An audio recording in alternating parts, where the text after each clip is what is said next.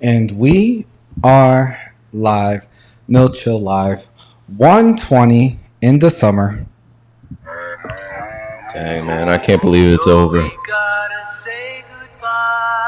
Yes, we got Julian here, we got Bryan here, and we got Troy. We back. We are back. Jeez, man, Virgo season. Love every day. Remix. These hoes keep calling, I ain't picking up. These hoes keep calling, I ain't picking up. Yeah. Told these hoes I'll be back Round June. Cuffing season. We back. Damn, yo. Damn. I can't believe summer's over, bro. It went by really quick. This probably is the quickest summer in recent memory for me. I will say. Oh shit, remember La Marina?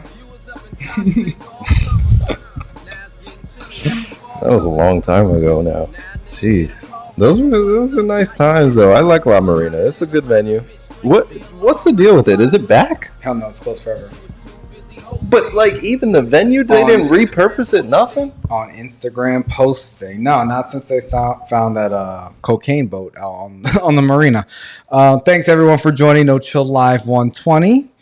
We back. 120. That's a nice number. It's a real nice number. I like that. Yeah, man, I like 122, man. Thanks everyone for joining. Mm-hmm. You know, we started up in February. Troy, I think you came on around March, right? Yes, I believe so. Yeah. But now it's September, yo. We made it to the fall. But it seems like so long ago. I know when we came back in February, you know, it was the winter. We were talking about the Super Bowl. Mm-hmm. Now it's already fucking the end of Virgo season. I know you're excited because, you know, not only is it, what is it, like the fall or autumn solstice. That's right. On the 23rd. It's also Libra season.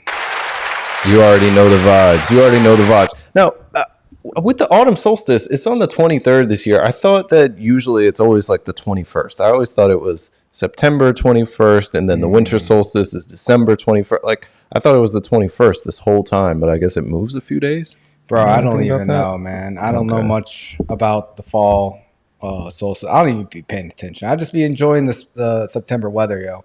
I'm loving it. But yeah, I never really. I always like decide. Okay, after Labor Day, it's pretty much fall. Like okay. Well, I will say that I know that the fall and spring, they're the equinoxes, and then the winter and summer, those are the solstices. Damn, I'm missing my bomb effect right now. I know. Oh, it's messed up. That's all right. We're gonna make do without it. Hell yeah. Time to turn up. Listen, everybody, make sure that you follow, subscribe, catch us on YouTube, Facebook, Instagram, Twitch, Twitter, pretty much anywhere that you get your live content and social media. We are there. Hell yeah, we are there. We are everywhere. We're live with you right now. That's right. You know, we had a great show last week. You know, like we talked about so many different things. You know, we finally got around to posting that clip of us hitting the streets like a month ago. We got more street content for you guys coming up because we got a lot of good stuff that night. But I forgot some of the shit from that video. That one group, the oddly dressed group of guys, they were pretty funny. But then the girls at the end, they were talking reckless. Yeah, they ready. They're trying to cuff something for this winter time. Cuffing season, you know. Shout out to all the New Yorkers. Cuffing season, sucking season, whatever it was they were talking about. I don't know. I remember afterwards, I was like, "Bro, how'd you not put the mic to her? You didn't even realize." Bro, I had the earmuffs on. I had these headphones on in real time. Protection. You got to protect yourself at all times. But yeah, the devil is a liar. we had a great summer, you know. A lot of concerts, a lot of traveling, a lot of hitting the streets. So yeah, man, hope you guys had a great summer too. You know who didn't have, I guess, the best summer, man? Hunter Biden, bro. I mean, how can you be the president's son? I mean, we thought he got out with his plea deal, but apparently not. Well, what's up, man? He thinks the IRS is out to get him, bro. Listen, I think he's just he felt like the shots were coming, and now he's just firing blindly back. I don't know if the IRS is really where you want to aim, though, but Listen, by all means, let's see how this plays out for him. I think it's been crazy in terms of Biden's president, like, administration with some of the stuff with Hunter, you know, all the way from his initial campaign with things coming out about him to now to, you know, foreign interactions that he's had, cocaine being found in the White House. It's just like, what is next with this dude?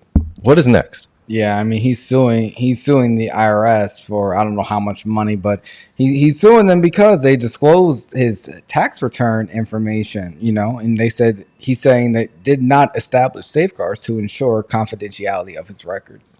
You know, he's seeking, you know, among other things, all documents involving the disclosure of tax information, $1,000 for each unauthorized disclosure, and also attorney fees. That's going to be a lot. That's going to be a lot. But they said that he owes like $2.2 million. God damn. Yo, if I'm the president's son, I'm suing the IRS too, 100%. Yo, I don't give a fuck. Oh, my God. They allege that his personal expenses, he used them as business expenses. And it included prostitutes, sex club memberships, and hotel rooms for drug deals. Gangster, yo. This motherfucker is wild. He is outside. He is outside. Oh, Hunter Biden, gosh. He's living the life of, you know, a president's son. You know, he's had a tough life too. You know, he's had to deal with loss.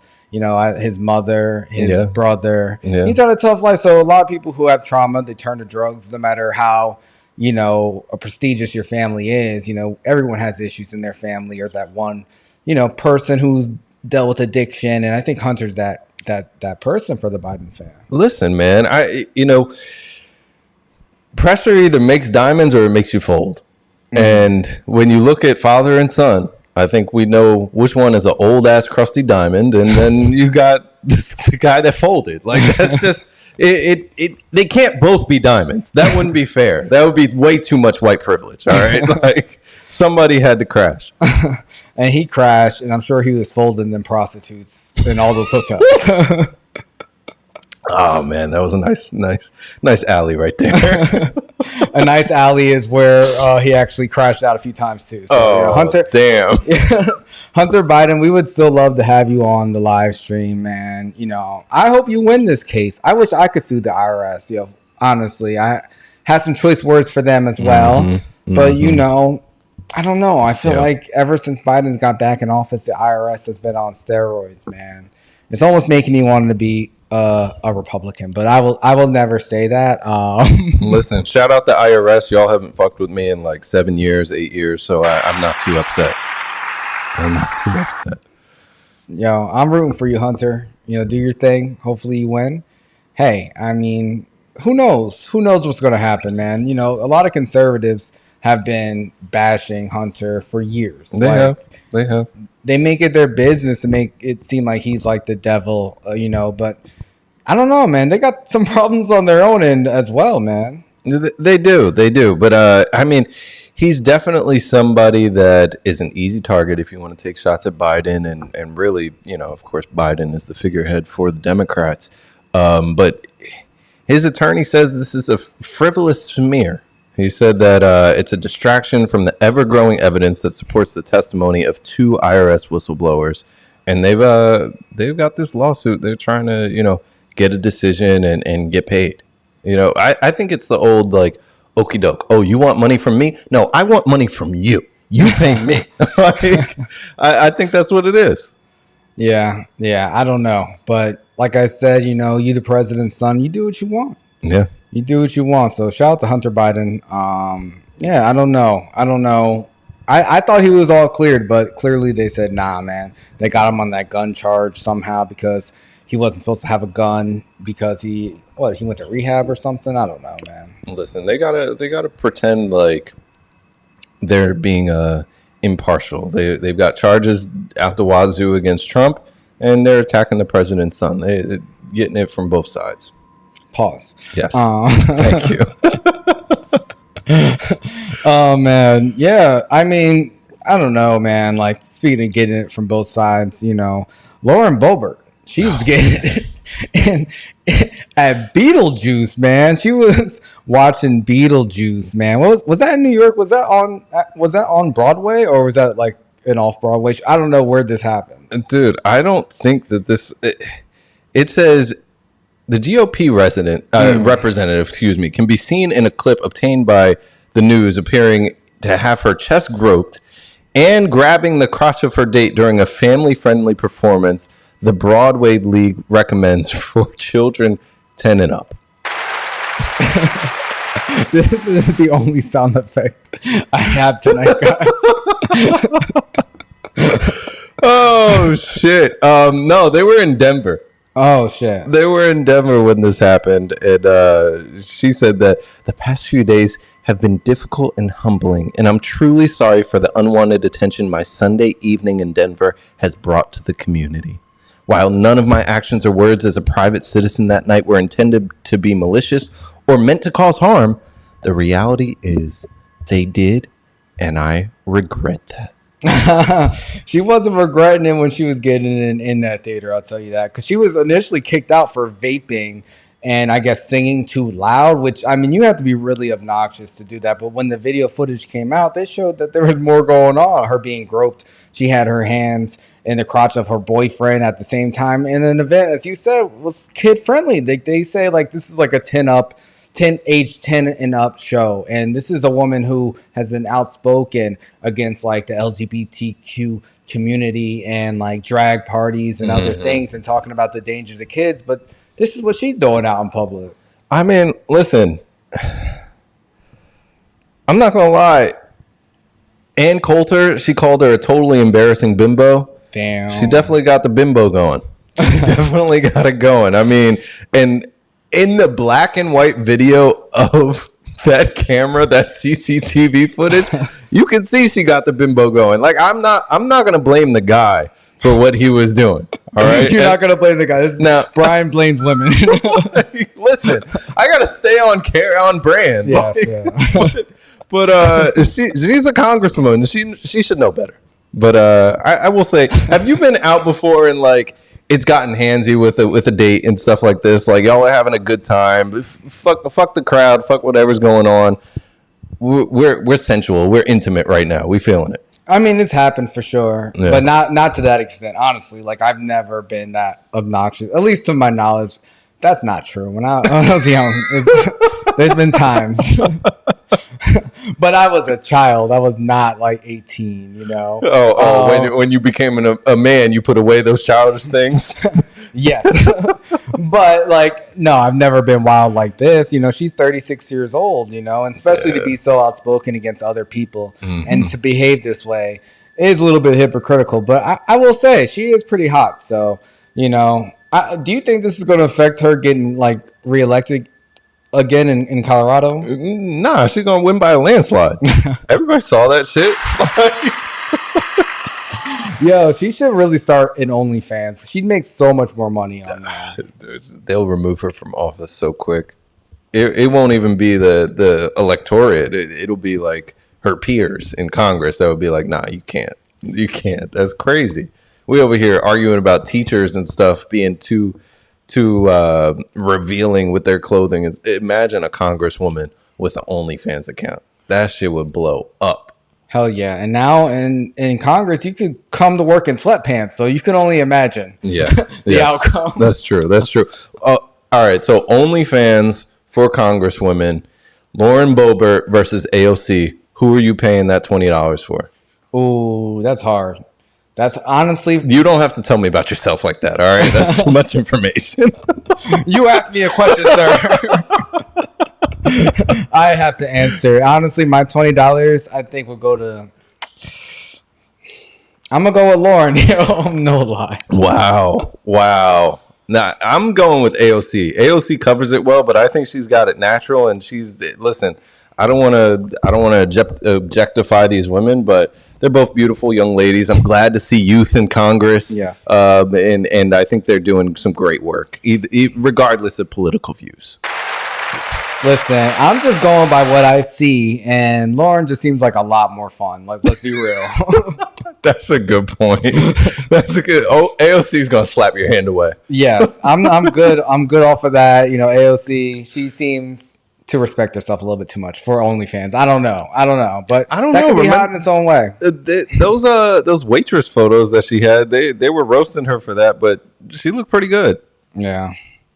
Yeah. What do you think about them changing the dress code for Congress? You know, Chuck Schumer announced that they said, senators are able to choose what they want to wear on the Senate floor, but he said he'll continue to wear a suit. We talked about John Fetterman, Senator of Pennsylvania, wearing like his signature, like sweat shorts and hoodies. Do you think this is just like the new age? Because we both work in corporate environments, but we can be a little bit more liberal than people in the past. Do you think that the government workers or government environments always known for being more frumpy and do you think this is a sign of the times? Yeah, listen, I think it's no coincidence that government, finance, and church all dress pretty similarly.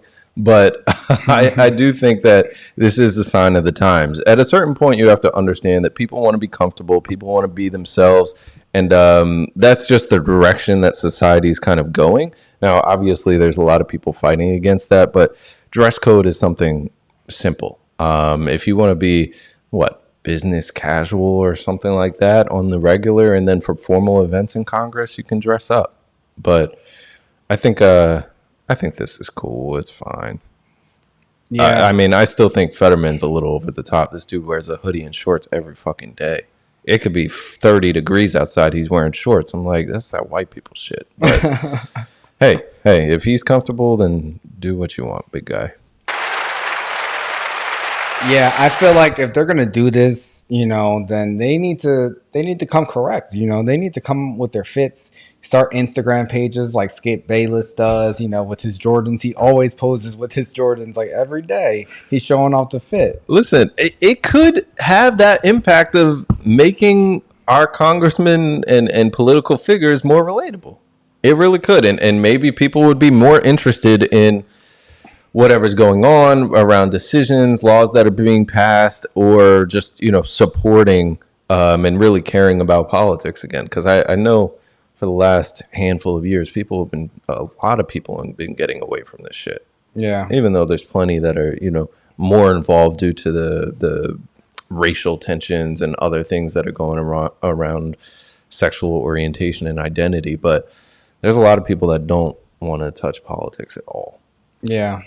This, I feel like it's a sign of the times too. I think it's good for them. I don't know. Nobody really respects politicians these days. Yeah. I don't think this will be that helpful. I don't see a lot of people going against the grain, but I would like to.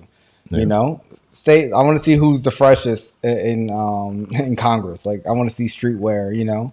Maybe this will lead a pathway to Ye finally, getting elected. I don't know. He's gonna start dressing the congressman. Yeah, I don't know. Somebody needs to do something, man. But Kanye's good friend Elon Musk, he bought Twitter last year. Mm-hmm.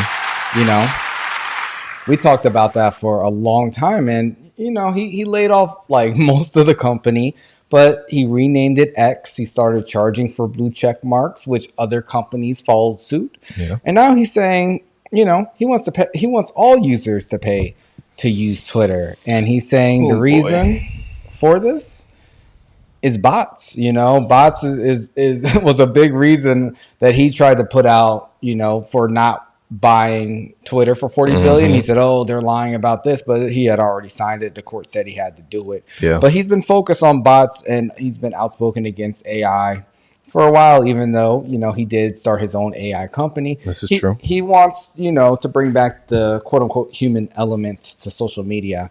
So he's saying the single most important reason why we're moving to have a small monthly payment for the use of X system is it's the only way I can think of to combat vast armies of bots. The only way is to pay me, he's saying. That's the most that's the single most important reason, man. for him to charge us money. Is to protect us. Do you believe him? He's full of shit. I mean, listen, just like you can create recommendation systems, automation, all these other AI, ML, all these other bots and things like that that companies use, they could create one that can determine whether or not an account is fictitious, whether an account is an actual bot or not. This is just a cover because he's been on this wave of trying to get the company profitable, trying to get basically his money back. And I don't know, man. Right now, the lower tier pricing that they charge a premium subscribers is like $8 a month. Yeah, but I'm assuming this will be a lot cheaper because he's saying, all users. What's the amount like on a yearly basis that you would pay for Twitter to still like use the app? Zero. Fuck about Twitter. Really? Wow. Damn. I mean, I use it to like scroll, but like, especially, Threads is very different. Like, I feel like that shit's dead, but who knows? People still may use it. I see Instagram's trying to integrate like the Threads. They're trying, yeah. Yeah, they have like the posts on your news feed, but it's not the same. But I wouldn't pay any money. I don't know. What would you pay for Twitter? I feel like the most I would pay for a year is like $10, $15. Yeah. Like, I'm not paying a monthly subscription for a social media app. There's no way.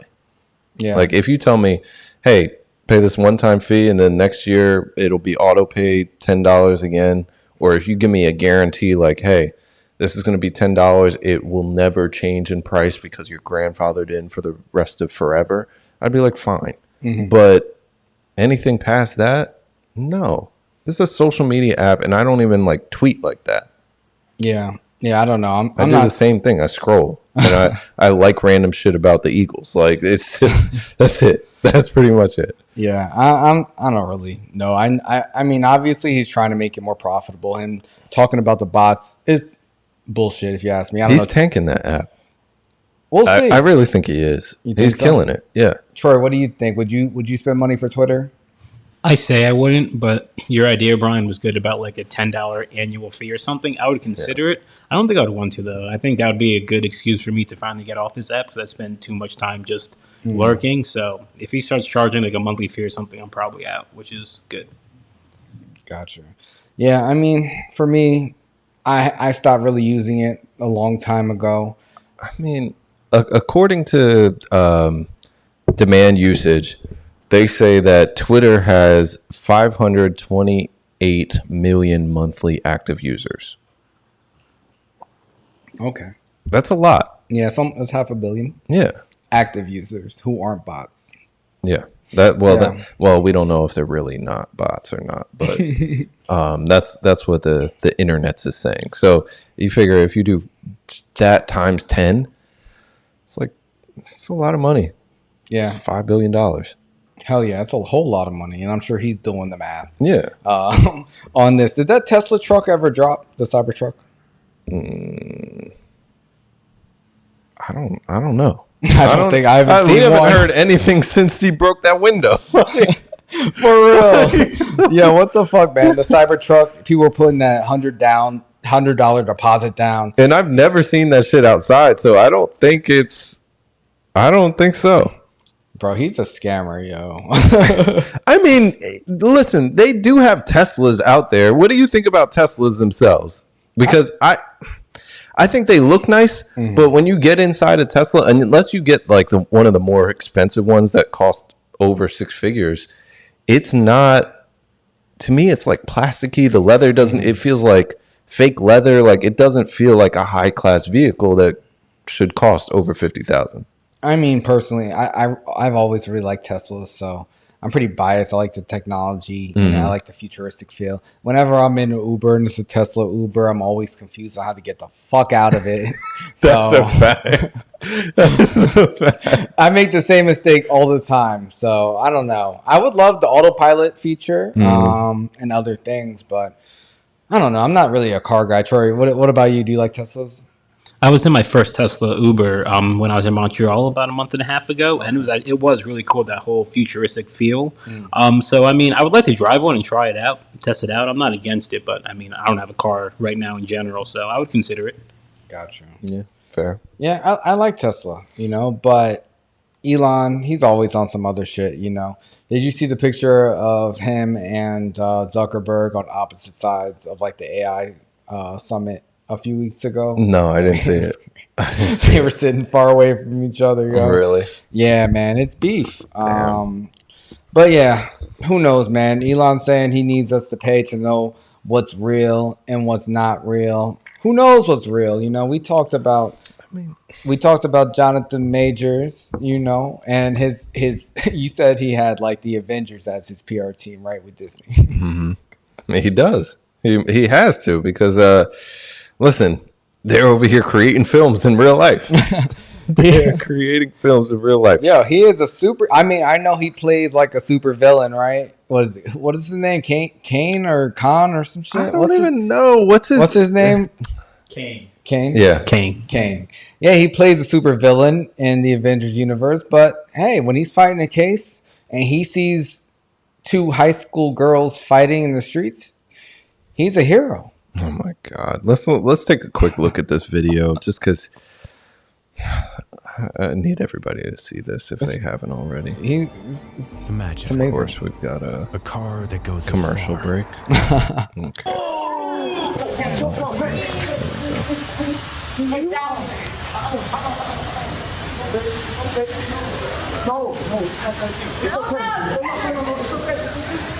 Okay. It's okay.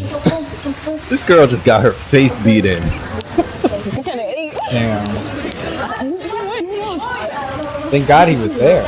No one did anything. Imagine if Jonathan Majors wasn't there. Well, clearly. That's what the. Keep going. Come on, bitch. Does she have some friends? Hey, man. Yeah, so that's a video of after he's basically broken up the fight, but prior to that, they did come out with a full-length video. One of the girls, she got rocked. Like, she was getting handled, and clearly lost that fight. And then he was the one holding her back for the most of the time. And I'm like, she lost. Why are you holding her back? She needs to get her get back right now. Because he's a hero, and clearly he was there to save the day. He was even there for paparazzi to interview him after the fact, so he can tell them, how great of a guy he is. Listen, I want to know why he was there. And there's mixed reports. Some people are saying that it was at a school. Other people are saying that it was at like some food spot. I don't know what's true, but it just looks bad. Stay away from these high school girls, Johnathan. You already have hit enough women. Like, just stop it. Stop. All right. Yeah, I mean, this is, I don't know, man. When is his trial up? Do we even know? That should be coming up soon, right? Oddly enough, none of the articles that spoke about this whole him breaking up a fight mentioned anything about the trial. Damn, that's insane, It's no coincidence, because I feel like all these headlines that have come out about him in recent months have all been very strategic. Yeah, I think this is bullshit. I think a lot of people think it's bullshit. His lawyer actually spoke out and addressed people saying it's bullshit. Of course you did. It's the one thing that really stood out to me too, though, looking at this video, he's really short. Damn, I didn't even notice that. How tall do you think he is? Dude, he looks like he might be like 5'8". But the girls, like, they only looked a few inches shorter than him. And they're in high school, so I'm like, and they don't look big. Yeah. I don't know. He listen. Actors tend to be smaller. I mean, I guess it's easier to like shoot them, That's true. Maybe. Like a smaller frame, like when they're a little bit shorter, but who knows? Troy, did you think this was real? Like, or you think it's bullshit? No, I think it's good PR. Whoever his team is, they're working overtime. I think it's definitely fake, though. It's definitely not real. Damn. I don't know. They said that they reached out to these girls, and the girls said, "Nah, it was real." It was funny in the video. I really got my ass beat. you even see somebody that's recording, and they have their laptop open with the webcam like facing the girls so that they can record it while they're fighting. I'm like, That's ridiculous. What year are we in? Just pull out your phone. Like, you see the camera crew like creeping around the corner. That's crazy behind Johnathan. It looked nuts. Fuck? It looked really crazy. What kind of bullshit? I don't know. I think Disney's got to do better though. Yo, it's the writer's strike. They're running out of ideas. That's a good point. That is a really good point. They're struggling right now. He's probably writing these shits himself. Like, hey, does this work? Can we do this? I'll break up a high school girls fight. Oh my God. Yeah, I don't know. I don't know if any of this will work. You know, the evidence seemed pretty damning at first. Since then, it's hard to know what to believe, honestly. So I'm excited for this to go to trial and be over with, so we have some answers. I mean, I think his career is going to move forward no matter what, because he's extremely talented. But it's still an unfortunate event, no matter what the real details are. Like, it's still unfortunate that someone got hurt, especially, you know, these high school girls. Who knows? Of course they're going to say it's real. They got paid. Listen, I think that it's going to be a really lit 2025, 2026 for movies, and they're going to need him. They're going to need him. Now, the one thing that's weird is I'm looking at it now. They have kept pushing back his trial date. Oh, shit. So apparently, you know, no ruling on some motion was filed in September. And then the DA's office was told that they have until like October 6th to reply to the defense. The defense then can reply by October 13th, and then the judge will make a ruling by October 25th. Like, they just keep pushing shit back. So who knows what's going to happen with this? Yeah, who knows? I don't know about 2025, 2026, because it could be AI writing everything. I mean, everyone's kind of trying to position shit that way. Who knows? Who knows? I don't know. They're going to have to make a lot of leaps forward with AI. Bro, you've seen how fast it's improved in the last year. Not even. Like, True. 2 years from now. That's why they're striking now, because they know, you know, and these companies, they're doing massive layoffs and readjusting, and, you know, a lot of series are getting cut off. There's a lot of, you know, repositioning or reconfiguration going on. But hey, you know, actors, they got to make a living too, even though they're on strike. And, you know, one of our most famous actors, you know, Oscar winner, Halle Berry, you know, she was kind of pissed off, you know, at our boy Aubrey Drake Graham. Yeah. She got some slime on her, and she was not happy that this photo came back. Apparently, Drake, he reached out to her and said, "Hey, I have a song dropping with SZA. Some smooth shit, you know, something slimy, something dirty for the dirty girls out there, and I want to use a picture of you from Nickelodeon." And she said, "No, I don't want you using that picture for my artwork." And he was like, "All right, I won't use it for the artwork." And then he used it for the promo instead. Technicality. And she is upset. I don't even know if she really knows what social media is, though. Bro, she knows what social media is. That's disrespectful. I'm just fucking around. She was on Instagram complaining about this, because that's where Drake and SZA both posted a picture of her on Instagram and, you know, promotion of their single. What's the name of the song? Slime You Down? I don't know, some shit like that. What do you think about the song? It was whack. It was not what I wanted. Not what I expect from an album that's called For the Dogs. It felt like a throwaway. He wanted to put something out there, have a big name to go with it, and draw some attention. I think he's just buying time.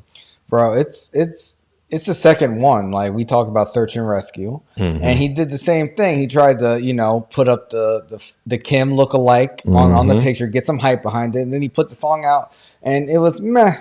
I was just like, Yeah. I felt the same way about this song with SZA. I was like feeling it at first. I liked the shit talking in the beginning, but the minimalistic beat was cool. But honestly, at the end, it just felt blah. It felt empty. It felt like, why did you put this out as a single? It would have been cool, like in the middle of an album, or maybe, you know, at the beginning, second song, third song, or whatever, kind of like that type of vibe. But not as a single. And honestly, he's over 2. And I think it's sad to see, you know, we really liked his promotion of Her Loss with 21 Savage, where he had to end up paying Vogue like I don't know how many millions of dollars when he got sued for doing all the fake promo. But it was really original shit. Now it just seems like he's doing this shit just for hype. And I do think it's lame for him to reach out to Halle Berry and ask for permission and put it out anyway. That's some petty shit, yo. Yeah, I mean, listen, I think that with the song aspect of it not being kind of what we're looking for from Drake, I think he's doing the whole like under promise over deliver sort of thing, setting expectations for his fans, putting out some mid shit just to get it out there, get the hype going, get people looking forward to something, and then, you know, disappointing them a little bit. That way, when he releases the album, even if it's not completely fire, everybody's going to love it. We know that. We know this with every Drake album, regardless of what it sounds like.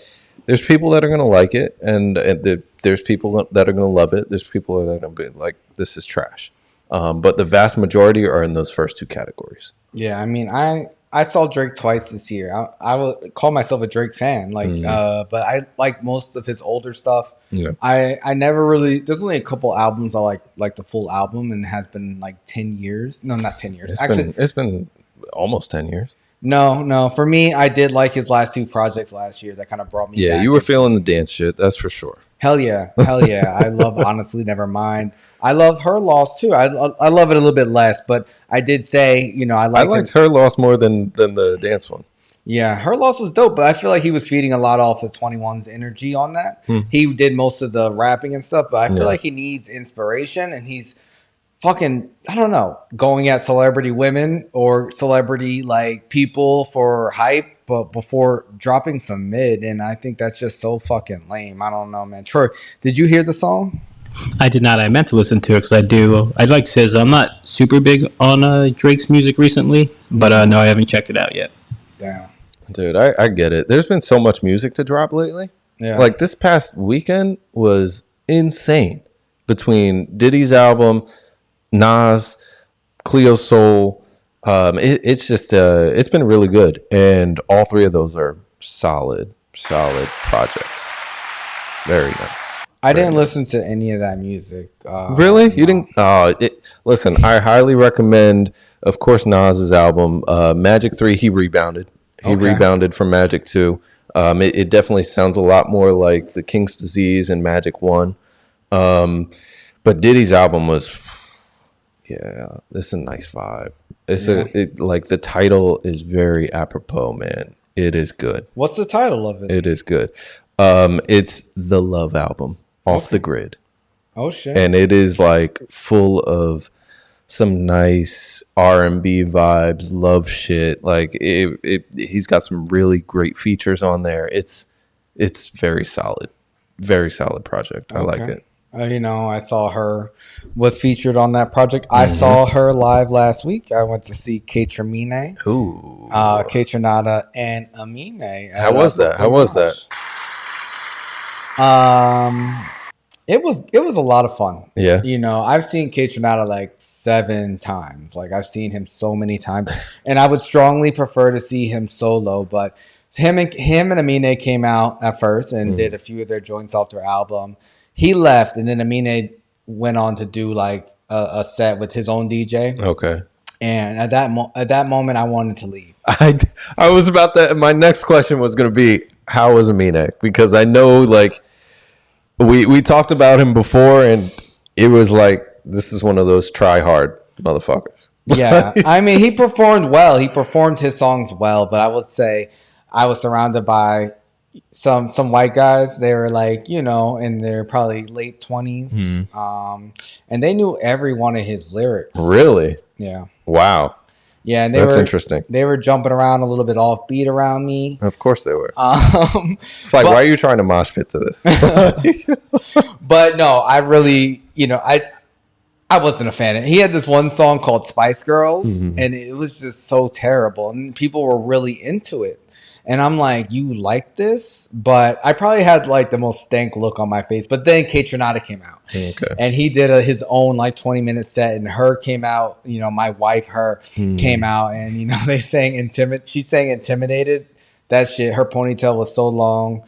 That was amazing. So it was a good time. You know, I had a really good time. Yeah. When you hit me, I wanted to come out, but I was burnt. I was tired from the day. I needed to go home. All good, man. I needed to go home. All good. Troy, you saw Run the Jewels, right? Yeah, I saw Run the Jewels last Friday. They actually were at Terminal 5 Wednesday, Thursday, Friday, Saturday doing RTJ 1, 2, 3, and 4. Each night was a different album, and then they played their bangers. Yeah, it was an amazing show. I've seen them, I think, 4 times now. I got a little meet and greet with them at Firefly like 7 years ago. Yeah, man, they have so much energy. It was probably one of the best shows I've been to this year, to be honest. It was a lot of fun. Wow. That's high praise because you've been to a lot of shows. That's awesome. That's dope. Did Killer Mike do any solo shit or no?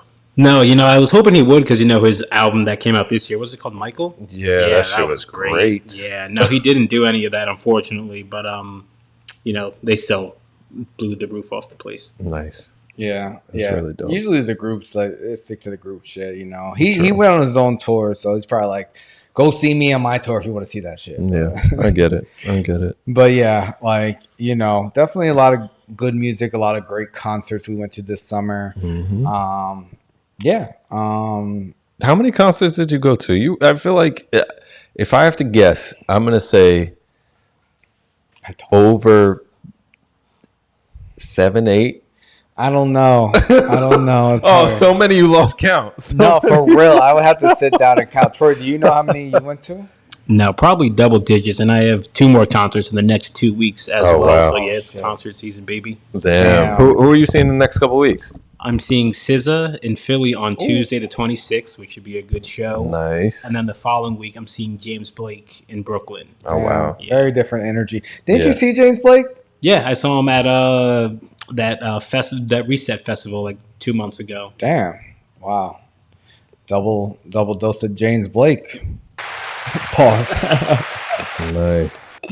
Yeah, I'm going to see Janelle Monáe on Tuesday. Oh, shit. Yeah. So we definitely need a review of these concerts. See who's better, SZA or Janelle.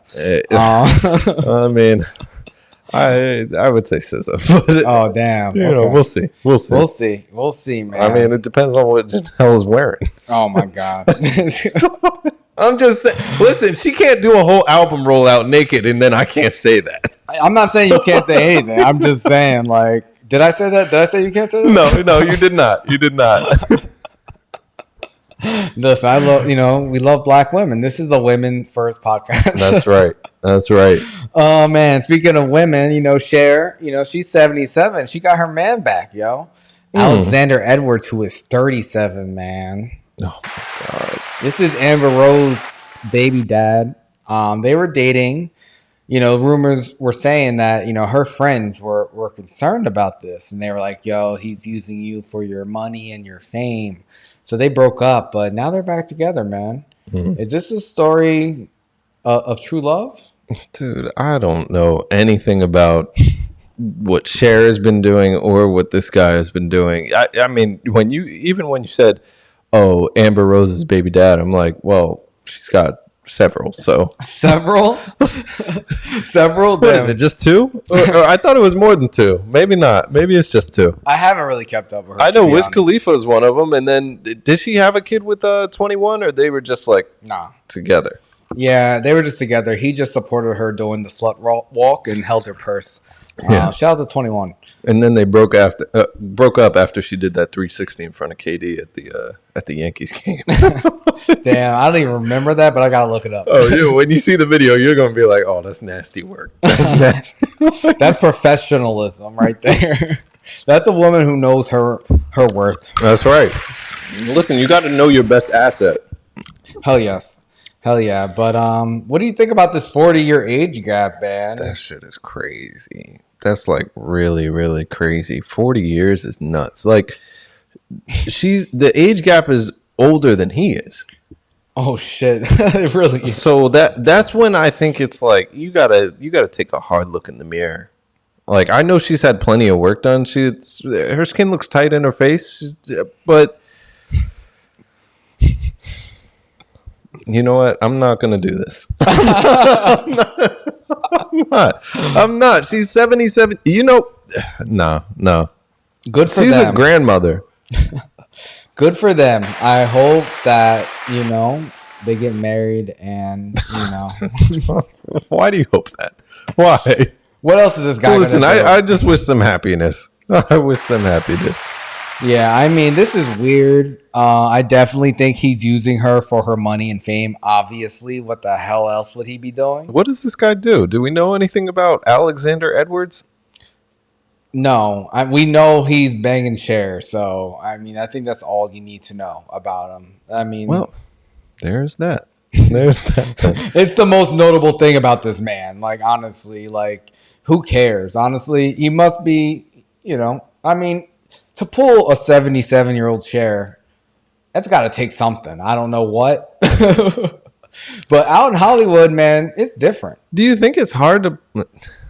I feel like this is insensitive for me to ask. Do you think it's hard to pull a woman that's like that much older than you? Bro, I have no idea. If she's like single and like on the market and in that sort of space, like I feel like that wouldn't be difficult. I mean, if it's Cher, it's different. You know what I mean? It's not I'm just sure a she's regular. probably been with thousands or whatever. I don't want to put a crazy body count on her. I'm just saying she's clearly experienced. She's been alive since. Listen, she was having sex before this guy was even born. Like, I'm just. She's been at it for centuries. Decades. Shit, half a century for sure. But oh my god! At least, motherfucker, are you kidding me? No, I don't know. She's probably been sexually active at least 60 years, bro. At least. Dang, you're saying so since she was 17? When did Cher become famous? Bro, I don't know, man. Neither one of us were alive, man. And that's what's sad about this. But hopefully this makes her happy. We always talk about guys dating younger. Al Pacino, he's got his young wife pregnant. I mean, he's going to ask for a test afterwards to make sure. But, Robert De Niro, he got a young woman pregnant too. So why can't women do the same? I mean, well, they can't get pregnant, but I get what you're saying. They can. It's just whatever, man. Whatever. To me, it's just love wins. I think both sides of the equation are weird. Which side is more weird? That would be sexist if I chose one. How is it sexist? Okay, I'll give my answer. I think it's way more weird for him to be dating a 77-year-old woman as a 37-year-old man. I think it's extremely weird. I think it's just him biding his time. Imagine they get married and then she dies. He's getting a bag. Yeah. I mean, we don't know. People have different agreements, but they do. We're going to talk about one in a little bit, but one of your heroes for good reason. I don't know. Dude, she oh damn, you were actually like dead on. At age 16, Cher dropped out of school, left her mom's house, and moved to LA with a friend. She took acting classes and worked to support herself dancing in small clubs along the Sunset Strip and introducing herself to performers, managers, and agents. She did not hesitate to approach anyone. She met with Bono in 1962. Bro, that's crazy. 1962? That was like before like the civil rights movement. That's nuts. Oh my god, yo. Shout out to, Alexander Edwards, but Cher, protect your assets for real. Like, I'm not trying to hate on a man trying to come up. I mean, he deserves some money from this because come on. That he doing charity work, but she is a legend. She is a legend. She is. Yeah. Listen, I like I said, I wish them all the happiness that is left for her. That is left. Yeah, I mean, it's hard. A lot, so many. We got multiple stories of these couples not making it, man. Young Jeezy, he filed for divorce against what's her name? Jeannie Mai. Jeannie Mai. Yeah, they were married for 2 years, had a kid. He posted on his Instagram, Too focused on who I'm becoming to focus on who's not coming with me. Ooh. Yeah, that's a bomb moment right there. That's a Oh, it's so sad. I need my bomb back. Listen, man, I shout out to Jeezy. I like that. Take the high road, bro. Is that the high road? Yeah, just put out a simple one-liner, a nice photo. You got some fresh Timbs on, getting ready for the fall with your camo, and then you good.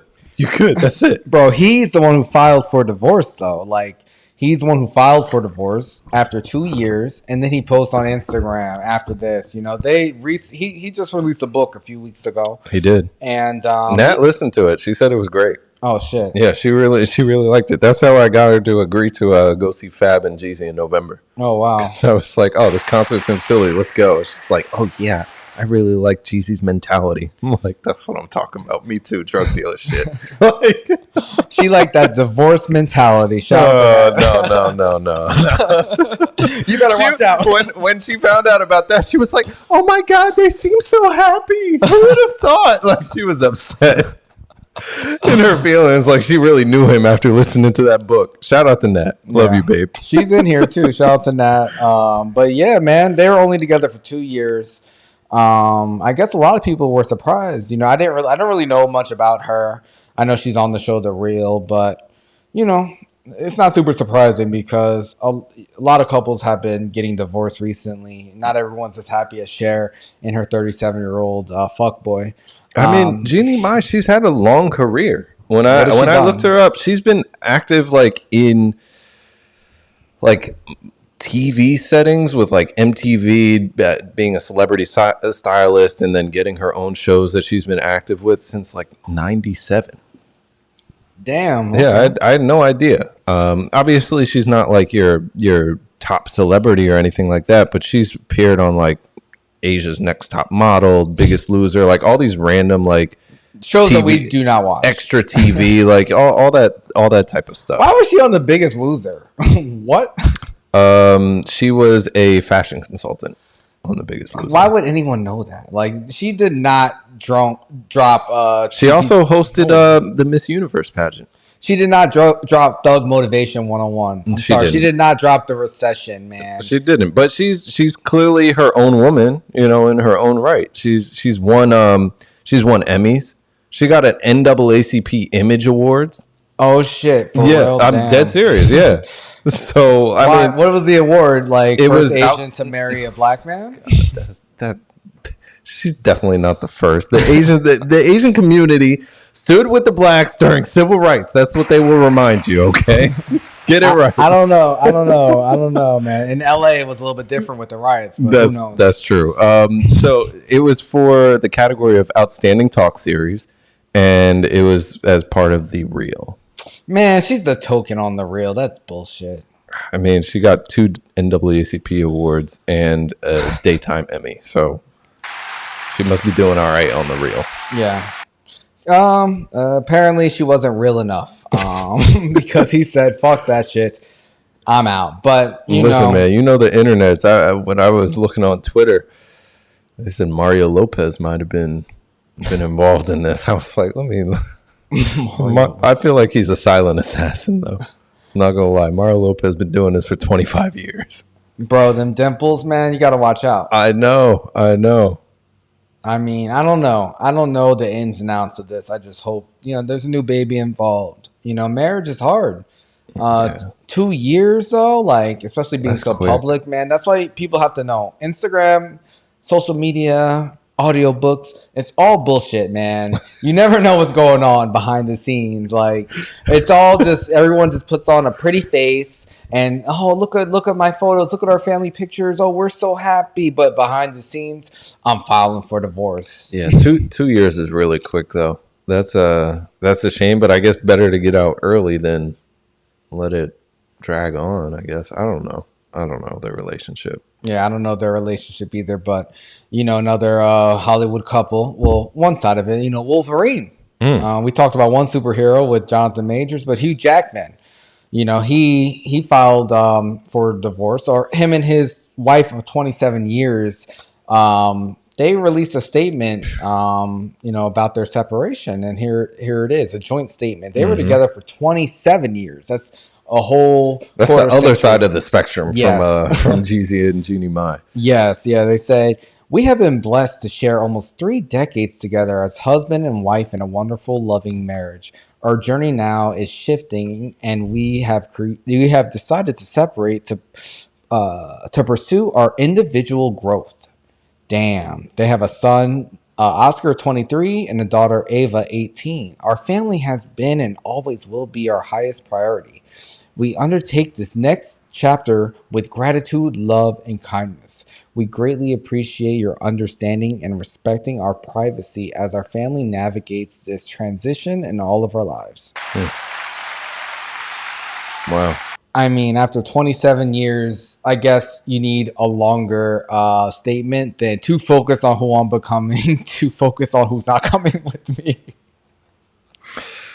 Oh man, listen. I mean, they put in the time.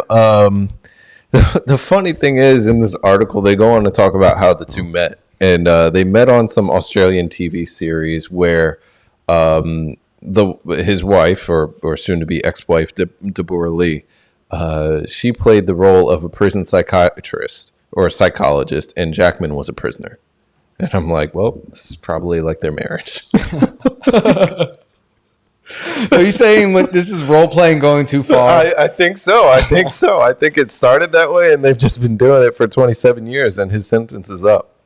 Damn. You know, when I read this statement, what stood out to me was their youngest daughter's age was 18. I'm like, damn, I feel like they waited for her to turn 18 before they, decided to separate. A lot of couples do that, though. Yeah. If it's not working, you want to try to hold things together for the kids. I know someone in a very similar situation. Mm-hmm. He was like around 22, 23, and his younger sister was like just going into college, and they let them know. So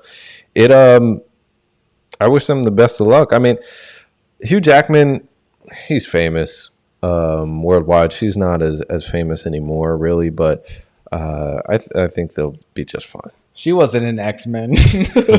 No, she wasn't. She did not make the cut.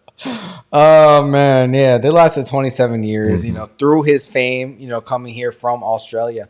Did you know, I think it was Russell Crowe who actually recommended him to play Wolverine. Really? He threw him the alley-oop, what was that, 20 years ago? It was X-Men came out, wow. In 2003?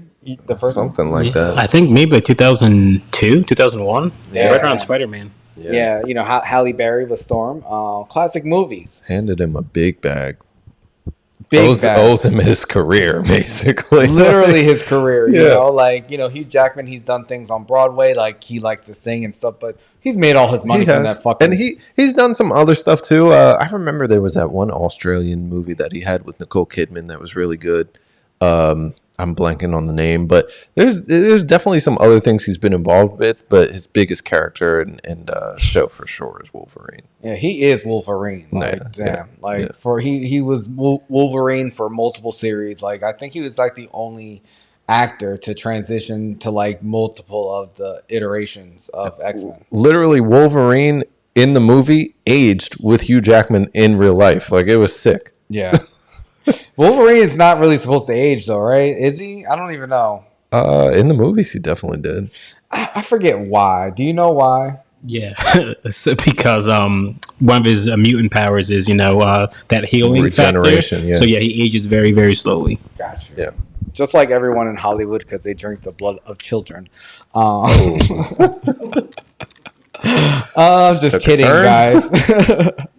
But yeah, man, it's just, all these fucking divorce topics. Teyana Taylor and Iman Shumpert, man, another one of our favorite couples. I don't know, but I don't know about favorite couples. I think Teyana's probably a favorite more than Shump, but damn, Shump is an NBA champion, man. You gotta put some respect on his name. I know you may not like his music, but I don't really like her music either. So really, you don't like her music?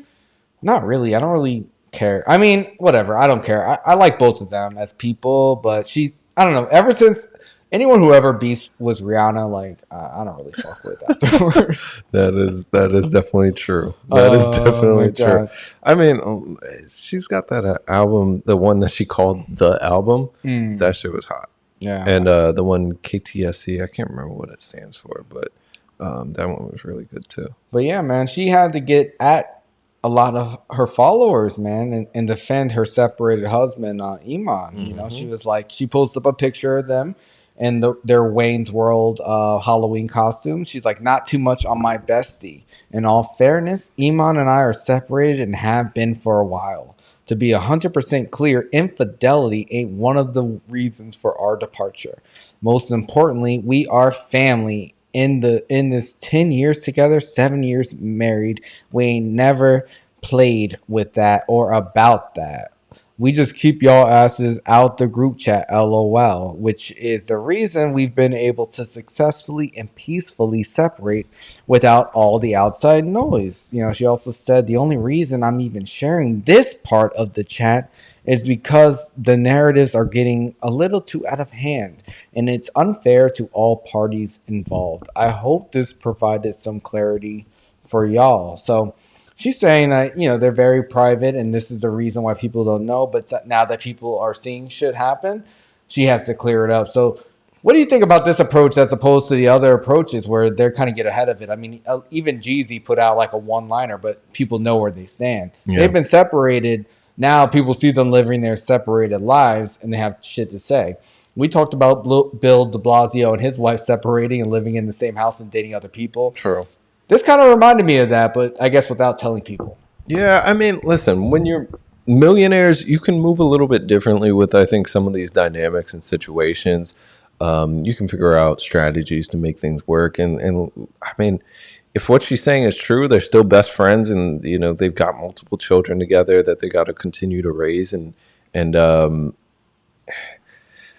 think that Teyana Taylor, the way that I imagine her, of course, from my outside looking in sort of standpoint, is that she can be really like one of the homies, but at the same time, she could probably be really difficult to deal with. And I think those two things obviously clash a lot, but it makes it something where she's introspective and she can like meet in the middle and compromise. At least from what I've heard, like I listened to her interview with Angie Martinez. She was very, very deep and like aware of herself in that. So I wish them the best of luck. I hope that she can continue to grow her career because she's been working on that for a minute and just been hitting roadblocks. Yeah, I mean, best of luck to them. Yeah. I think honestly, you know, they had their reality TV show. You know, they've been in the public eye. They did, yeah. And I do feel like if you don't want people to talk shit, get ahead of it. Let people know where you stand. Because if you're a public couple, you have a show on VH1 for years, you know, you should. I feel like that's where the announcement actually comes in because you can't be bothered by other people. And when you don't say shit, because nobody knows, so people see your husband with another woman, of course it's going to make headlines if you don't say anything. And now I feel like this makes it a little bit worse, but they do have very young kids. And I'm sure they have somewhat of an understanding since they are so close as friends. I feel like they always had, seem to be a little bit open in the way, they just carried themselves. Honestly, they seem a little bit like hippies in a way. I just felt like there was mad low key with it, at all times. But how can you be low key if you have a reality show? Like that's like the antithesis of low key. I don't know. And shout out to Iman. He's an NBA champion, and he delivered their baby. Like he did. Listen, I will definitely give Shump a little bit of credit. You keep throwing that NBA championship out there, but listen, as a Blazers fan, I know it hurts. No, not at all. Not at all. I mean, listen, if Dame was able to ride on LeBron's coattails, I would want him to do that too. But yeah. Yeah, Dame recently did an interview. He's still not traded. I saw that. He was saying some shit. I didn't listen to the whole interview. I need to. Yeah. But I saw, of course, the line that the media took and ran with. What was that? It was something about how he would never go to the Warriors because he would rather spend the rest of his career losing than go to the Warriors. That's his hometown team too. He needs to get over it. But he said that. He was like, that's my hometown team. I got mad love and respect for them and everything that they've done, but I could never do that. Yeah, sometimes, whatever. He's probably going to be a billionaire when it's all said and done, honestly. Yeah, he definitely will. And another basketball billionaire, another man you are very fond of, Michael Jordan, man. That's right. He the had GOAT. I wish I had my bomb, man. He's the GOAT. I didn't realize I was addicted to that bomb until today. No, it's never until you're missing something that you realize how much you love it. For real. I'm like, God damn. But it's all good, man. MJ, he got hit for his first divorce, man, back in 2006 for $168 million from his first wife, man. So he got remarried in 2013 to Yvette Prieto. And he decided, okay, this time I'm going to sign a prenup.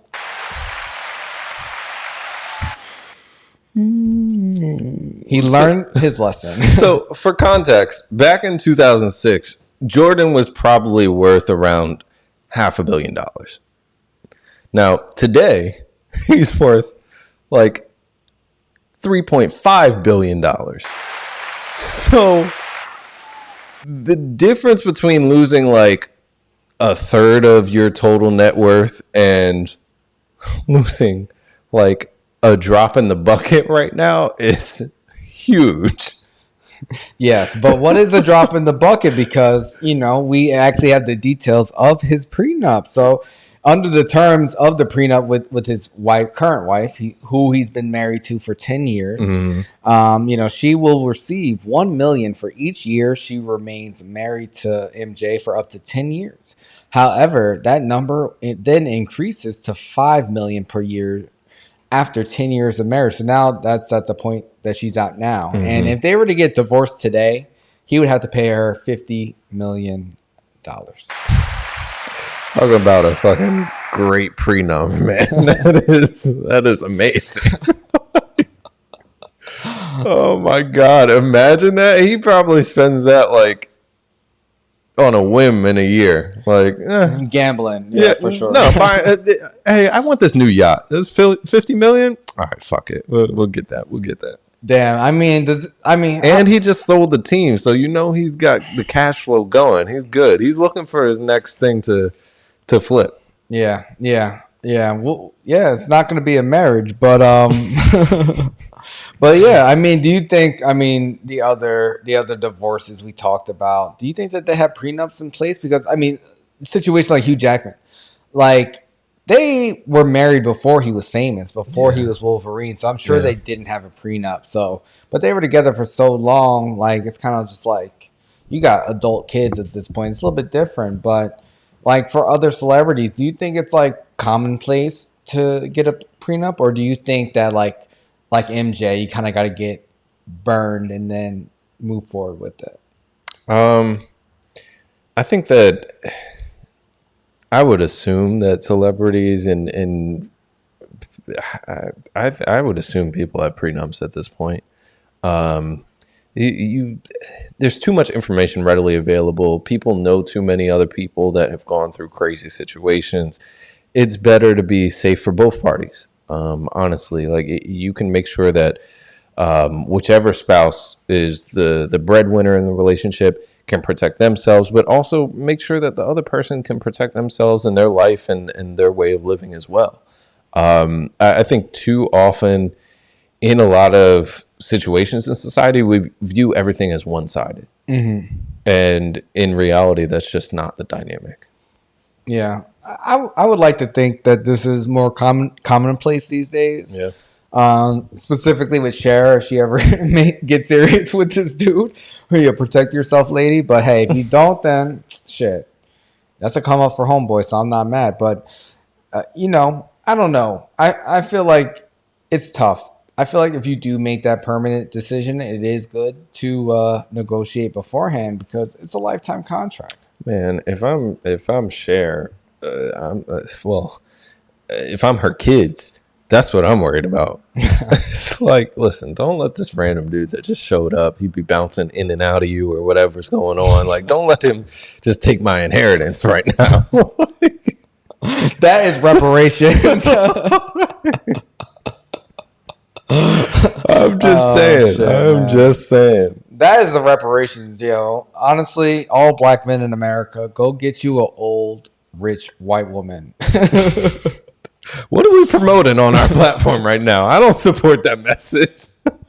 You don't support reparations? Yes, but not like that. Not like that. Why not? Listen, know your worth, King. Know your worth. How much is Cher worth? Look it up. All right, Look it up, please. I want to know. Let's see. Because I'm sure she's worth a lot. Oh shit! They said 360. How much? 360 billion. Oh my God, that's I'm crazy. really surprised. I didn't know she was worth that much. Bro. You mad at that? Nah. Hey, listen, go get your coins, man. That's a lot of money. Goddamn. Even if she only give you 10%, that's a great bag. You good for the rest of your life. Like, Hell yeah, that's for life money right there, yo. Shout out to him. You know, some people think on different levels of scamming and shit, but I'm good. But yeah, man. Yo, like everyone, like I went home this weekend and my mom was like, "Did you watch the game last night?" She said she stayed up like past 1 a.m. oh, you talk it's Colorado, right? Yeah, man. Dude. Everyone's invested in this, Coach Prime in Colorado, man. We talked about him making the shift from Jackson State to, a mainstream college, Colorado. And he had Lil Wayne come for the Colorado versus Colorado State game, and come out with the intro with the players, yo. Dude, he had Wayne there. He had, who was it? Quavo? Quavo, The Rock. Rock? Yeah, The Rock was there. The Rock was on the television broadcast too. Like it was not. Oh, this was not for play. Like he brought out everybody for this Colorado State versus Colorado game, and it did not disappoint. I will say I tried to stay up, and I made it to the fourth quarter, and I was like, I can't do this. I have to go to sleep. And that shit went to overtime, right? It went to double overtime. Oh shit! Double. What time did it end? Like after 2 a.m. I have no clue because I was asleep. Like it was just way too late. I couldn't do it. I could not do it. But listen, shout out to Coach Prime. Shout out to Shador. Shout out to Shiloh. Shout out to everybody on that squad. They rallied because they were down for most of the game. They were down. They were getting manhandled a bit. Damn. That Colorado State defense was serious. Even if they were I think they threw something like 12 penalties against them. Damn. Sometimes you got to play dirty. They were definitely doing that. But it was a really entertaining game. Wow. Yeah, I know. People were talking about it. They've been getting a lot of hype. I caught the first game. What was it first? Texas A&M? Was it Texas A&M? Which one? The one right before that? I mean, their games all day. No, I'm saying Colorado's first game. Oh, no, that was against TCU. Thanks. And then they played Nebraska. Okay. Won both of those games, and TCU was in the championship game last year, and then now they're 3-0. Damn. Yeah. But they've got some tough games ahead. They're playing Oregon this weekend, and then they got USC next weekend after that. Goddamn. Both are like top 15 teams or something. So it's gonna be a real test. It's going to be a real test. But I think that even if they drop one of these, even if they drop both of them, just make them competitive games. I think it's a huge win for the university that won one game last year. Yeah, it's a big win for them and for him and for college football just in general. And now at least players could make money off their likeliness with the NIL. So hopefully, people get paid and compensated. Well, his son is definitely getting paid. They said that his son is second only to Bronny James. Shador Sanders is getting like $5.1 million in NIL deals right now. He drives around a Rolls Royce. What? Yes, it's sick. It's crazy. What's it like? But that's where, I mean, when we saw Bomani, he talked about that too. There's a very small percentage. The way that it plays out is similar to the way that American economics play out, where, you know, you got the top 1% of players, they're making insane money, and then everybody else is getting the scraps. Yeah, I mean, you know, get your followers up. You know, start twerking like, you know, that one gymnast. The fact that they said that gymnast, she's not on the starting squad is nuts. She is on the starting squad, okay? She's just not you did your research? I follow her Snapchat. Oh, the Snapchat. Oh, that's nasty. Anyway, shout out to, you know, Colorado. And also, you know, shout out to Rutgers University, also 3-0. Oh, big time. Big RU. But yo, did you hear about the prime shades though? No, you know what? Actually, Cincinnati man DM'd me because, you know, I had the video of me driving in my car, put my shades on. He's like, I thought those were the prime shades, but I was like, oh shit, no, these are, you know, Ray-Bans, but I didn't look into it beyond that. Dog, in the first day, the prime shades, like that company, they made like $1 million off of him. Like they sold, I think it was something like 60,000 pairs of shades. By the end of the weekend, they had sold like way more than that, like 3 times that many shades. Are they his glasses or what? So like, they're like, I guess they're his branded glasses, but of course it's the company that sells them. Wow, I didn't know that, but it's nuts. That is nuts, man. Endorsements are crazy, but you know, at least the college athletes have a pathway to get paid because, you know, it's insane the amount of money that gets thrown around sports. We consider gambling. They've been doing this a long time. NCAA is the biggest racket in the world, man.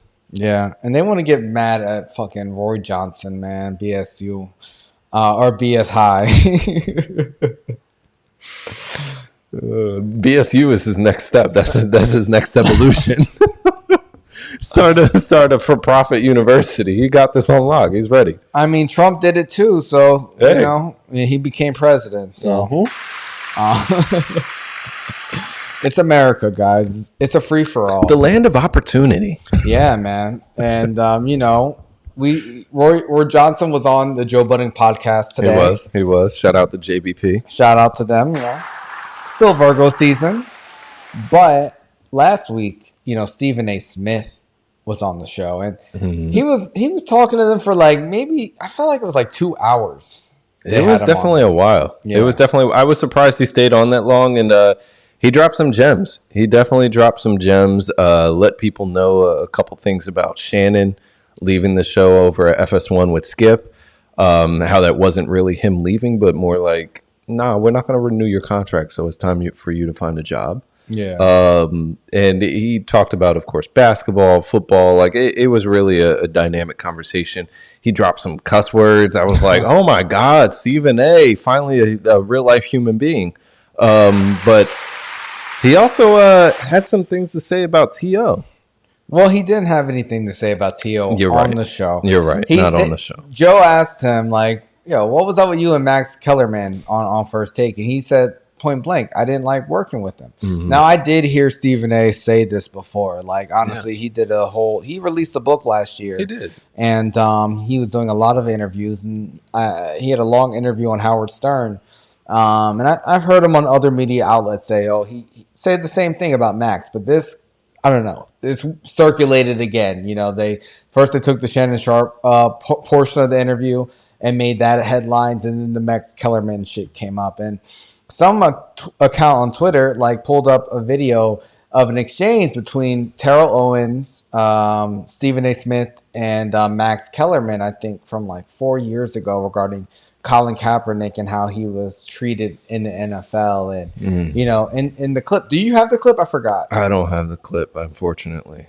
In the clip, you know, Max Kellerman is a little bit more sympathetic to Colin Kaepernick. And T.O. says, you know, he's like, Max seems like he's blacker than you, Stephen A. He did say that. It was It was disrespectful, to say the least. It was very disrespectful. I remember that clip going viral, though, at the time. Yeah, at the time it went viral, but now someone just dug it up, right? And said, this is the reason why, like, Stephen A. wanted Max out. Like, he was upset over this. And Terrell Owens, when Terrell said that on the show on First Take, Stephen A. was like, you crossed the line. Like, you could tell, like, he was, like, really, like, serious. Yeah. Like, you crossed the fucking line, bro. Because that's definitely disrespectful. Yes. You can't say that. You're not supposed to say that to another black man who's done a lot for the black community on a nationally televised show. On his nationally televised show. This is his show. Yeah. So I can understand Stephen A., saying you crossed the line. But T.O.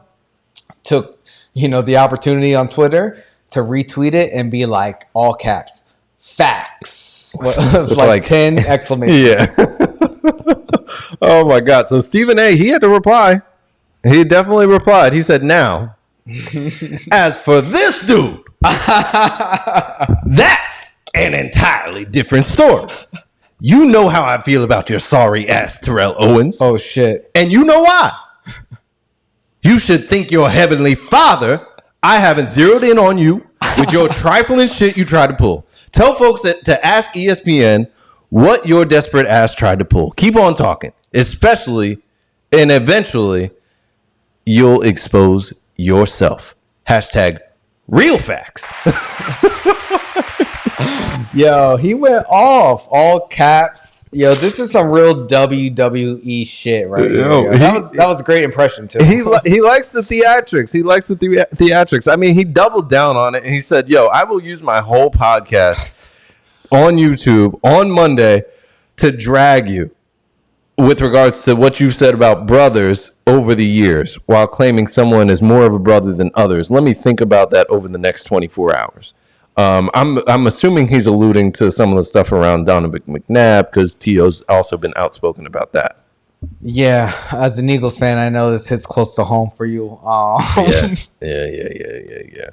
Donovan was definitely soft though, but I mean, T.O. is like beyond reproach with regards to his career with the Eagles, so you can't really say anything about T.O. and his time in Philly. Well, T.O. cries for his quarterbacks, like he does. That's my quarterback.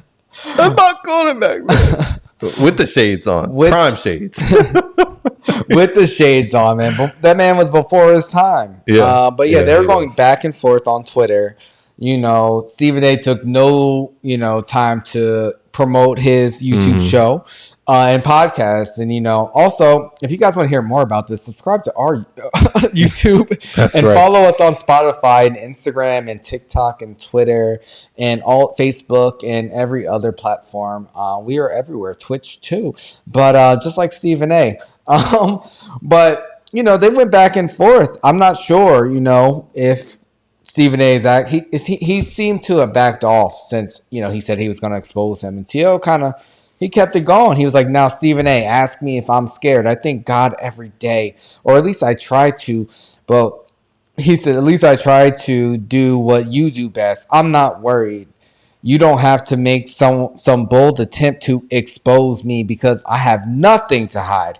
You're mad because of the advice my attorney, you're bad because of the advice my attorney after we filed against ESPN because on air without my consent, you shared our text conversation. I'm not sure that constitutes as desperate, but enlighten us all. He was like, so my boy, hone in on me. I'm good. I'm blessed and God got me. You're still salty about that interview I did with you and Max a few years back. And I said what I said. And today I'm still hashtag Team Max. Got that man fired. That's messed up. You saw me in Colorado. You could have told me about my sorry ass then. He said you saw me face to face. I guess T.O. and Stephen A., they were both in Colorado for the game too. Dang, this was there was some commentator right when the game was starting. He was like, this seems like a mix between a college rivalry and BET weekend. I was like, listen here. You're black, so you get a pass to say that, but don't say that in front of the white people. These are 2 white ass schools. Don't say that shit. He was like, "Is this college game day or the Vibe Awards?"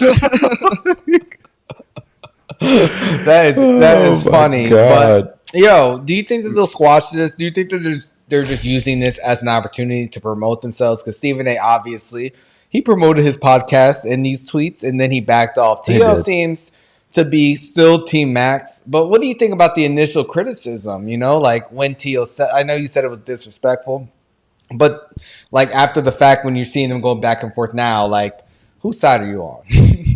Honestly, I like both of these guys a lot. I really do. I think T.O.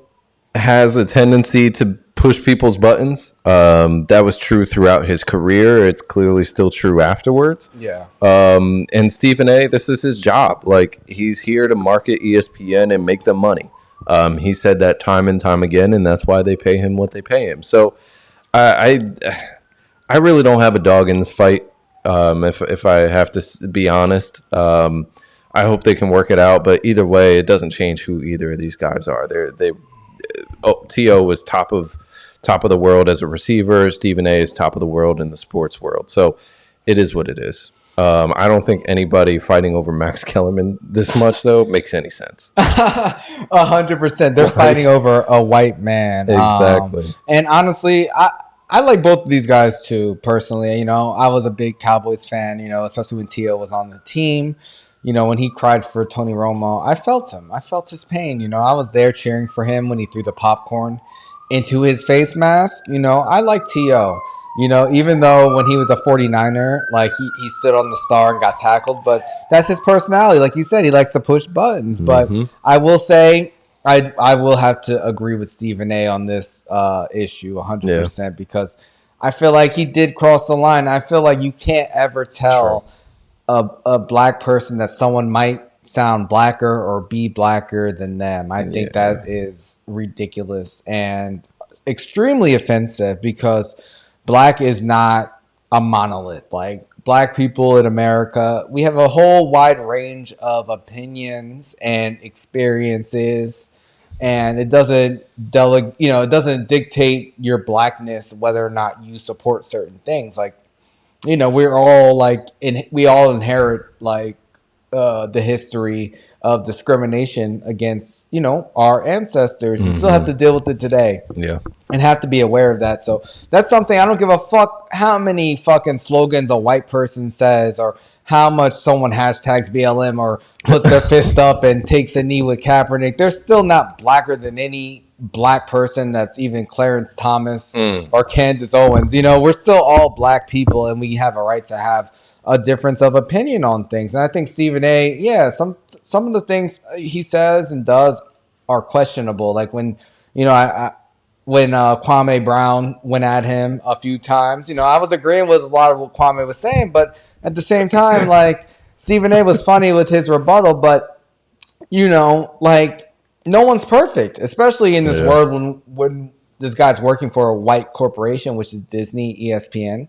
Like, he's doing his job and like he's feeding his family and he's trying to provide opportunities in his own way. And that doesn't dictate your blackness. And that's why I was so offended when Joe Biden said, if you don't vote for me, you're not black. Because that was like the most racist shit you could say. Crazy. You know what I mean? It's just like, and we still went to the polls and voted for his ass.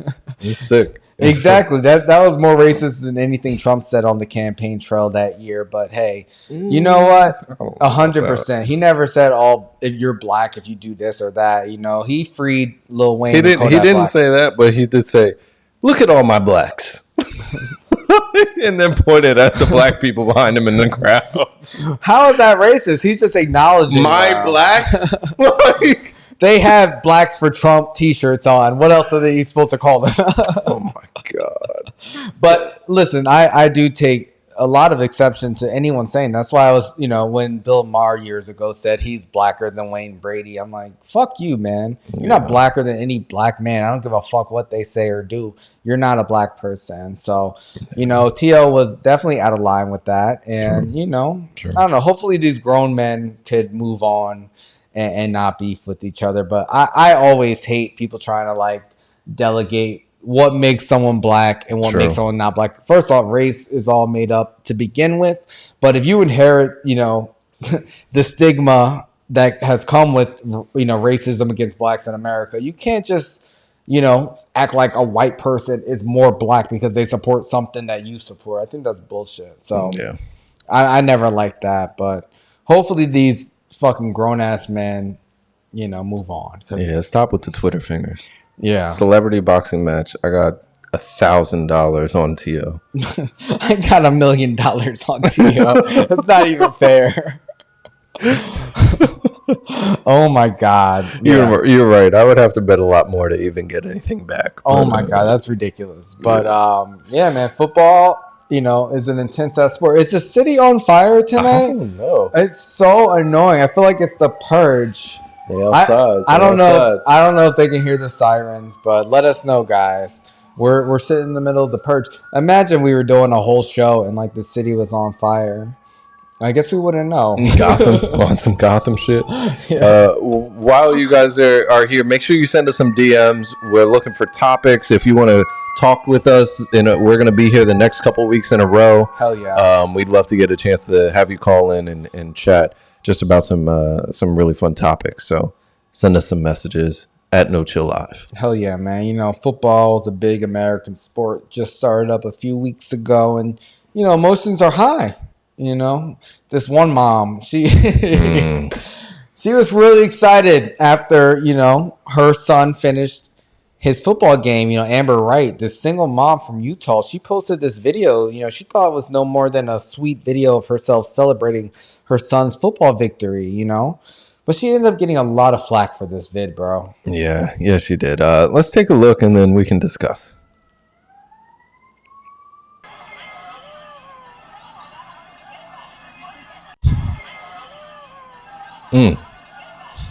Legs up and everything wrapped around. Oh, okay. Single mom behavior in Utah. Oh my God, yeah. So she straddled her son after his football victory, and she posted this on Instagram. She had 1,500 followers when she posted this, but after all of the publicity and negative feedback, she's up to fucking 19,000, bro. 19,000. I mean, listen. If it works, right? If straddling your son gets you an extra 18,000 followers, why not? But she thought it was an innocent celebration. She said, she was proud. She was a proud mom hugging her kid. A lot of people were upset about this. One comment read, "It would have been cute if it was his girlfriend, but not his mother." Another commenter said, "I wonder how many of his friends are allowed to stay over. My son would not be allowed for sleepovers at their house." His friends lining up to stay over. They got a line around the block. They don't even have overnight bags, just sweatpants and t-shirts. Looking like the U.S. Senate. Oh shit. Oh man. So when she first posted the video, she said, "This boy will forever and always have my entire heart." Oh, that's a weird line, ain't it? But we'll move past that. Gina captured the end of this moment, and I'm so grateful. When I walked up to hug my baby boy after his game, he immediately picked me up and just held me. It may have been 20 seconds, 30 seconds, a minute. I have no idea. But in this moment, time stood completely still. This is strange. I honestly don't know what I did to deserve you, Brick's right, but I am thankful every moment of every single day for you. If she only said the first few words and then that last line, or maybe just the last sentence, that would have been sufficient. And of course, if she didn't jump into his arms like that, but this is different. Bro, she knows what she did to deserve him. She did the same thing she did to him. Oh, she had plenty of practice. That's how you got here, son. Let me show you. I think this is a little bit cringy, and I feel like she did this for social media. Like, who was recording her? If it was just like a simple moment and you're in the moment, why is someone recording you straddling your son like this? And why do you feel the need to post it up there? She knew she was going to get this type of reaction, and she's been rewarded for it because now it's news. Now she has 19,000 followers. I mean, she's a young mom. She literally looks like the girlfriend when she finds out that her man just won like the championship game and he's about to go to the NFL. Like, she's that extra, and this is like the beginning of football season. He ain't even played the game yet. This is senior night. Like, I don't know. It's a little much. In her response to the comment, she said, "I've never expected it to turn into something where people are like, you're sexually abusing him, you're grooming him. I'm calling Child Protective Services. It was literally just a hug between my son and I. So if you're one of the people that happens to see something immoral or sexual or wrong with that, then I'm just going to say that's on you. I don't have anything else to say, and I'm not going to try and explain my actions, and I'm not going to take it down." I mean, she's not going to take it down because that's what got her all of her followers. She knew what she was doing. She lives in Utah. You're going to tell me she didn't know people were judgmental? Like, come on. She's a liar. Oh, my God. She knew exactly what she was doing. You know, a lot of these, you know, single moms or people who, you know, post their kids on social media and do things like this to kind of just get followers and attention. I feel like it's gross. It's just like in the name of, oh, I love my kid, but you're using your kid as a prop to get attention for yourself. I mean, how would you feel if you were the son, you know, dealing with this? Because he had to speak out on this and tell people, leave my mom alone. She's not sexually molesting me or grooming me and all this other stuff. And it's just like, why? He's just playing football. He didn't ask for her to post this video. Like, shouldn't she care about like him having to deal with the backlash and be a responsible parent instead of like having to, oh, I need this moment for myself and my social media? Isn't that a little bit selfish in itself? I guess so. I mean, listen, in his response, he closed it out saying, "You all need Jesus." So, I mean, I don't know. This is, to me, it's weird. I don't know what they do in Utah. I've never been to Utah. I just, it's a little excessive to me. I want to know what the moms in the chat think. If anybody is there, or just the ladies in general. Like, if you saw your man and his mom jumped on him like that, are you going to feel some kind of way? Or if you're a mom, what do you think about that? Would you ever, you know, jump in your son's arms like that? I don't know. This jump on your son's. Stop. Tell her to stop. Take that video down, girl. It's ridiculous. Ridiculous. Man. Don't put your son in that position, and don't be in that position on your son. Like, it's wrong. For real. I would never want my mom to be straddling me like that personally. I love you, Mom, but like, boundaries. Like, come on. That's ridiculous, man. Yeah. She knows exactly what she's doing, man. She's doing it. She's getting the attention that she wants. Just like a lot of millennial parents who pimp out their kids on social media for likes and shares and followers. Like, yeah. We're the worst generation, guys. Is it us? I mean, she's a mom. She's in her, well, actually, she might not be that far off from our age. No, she's a millennial 100%. Yeah, looking at her other picture that she put up, she got the flower, the rose shoulder tattoo. That's a clear giveaway. Clear giveaway. That's a single mom giveaway. That's the single mom bat signal. Shout out to all she got roses moms covering up her ex-man's name. That's what it is. Yeah, man, it's a little bit much, man. Troy, what did you feel about the video? It definitely was cringy.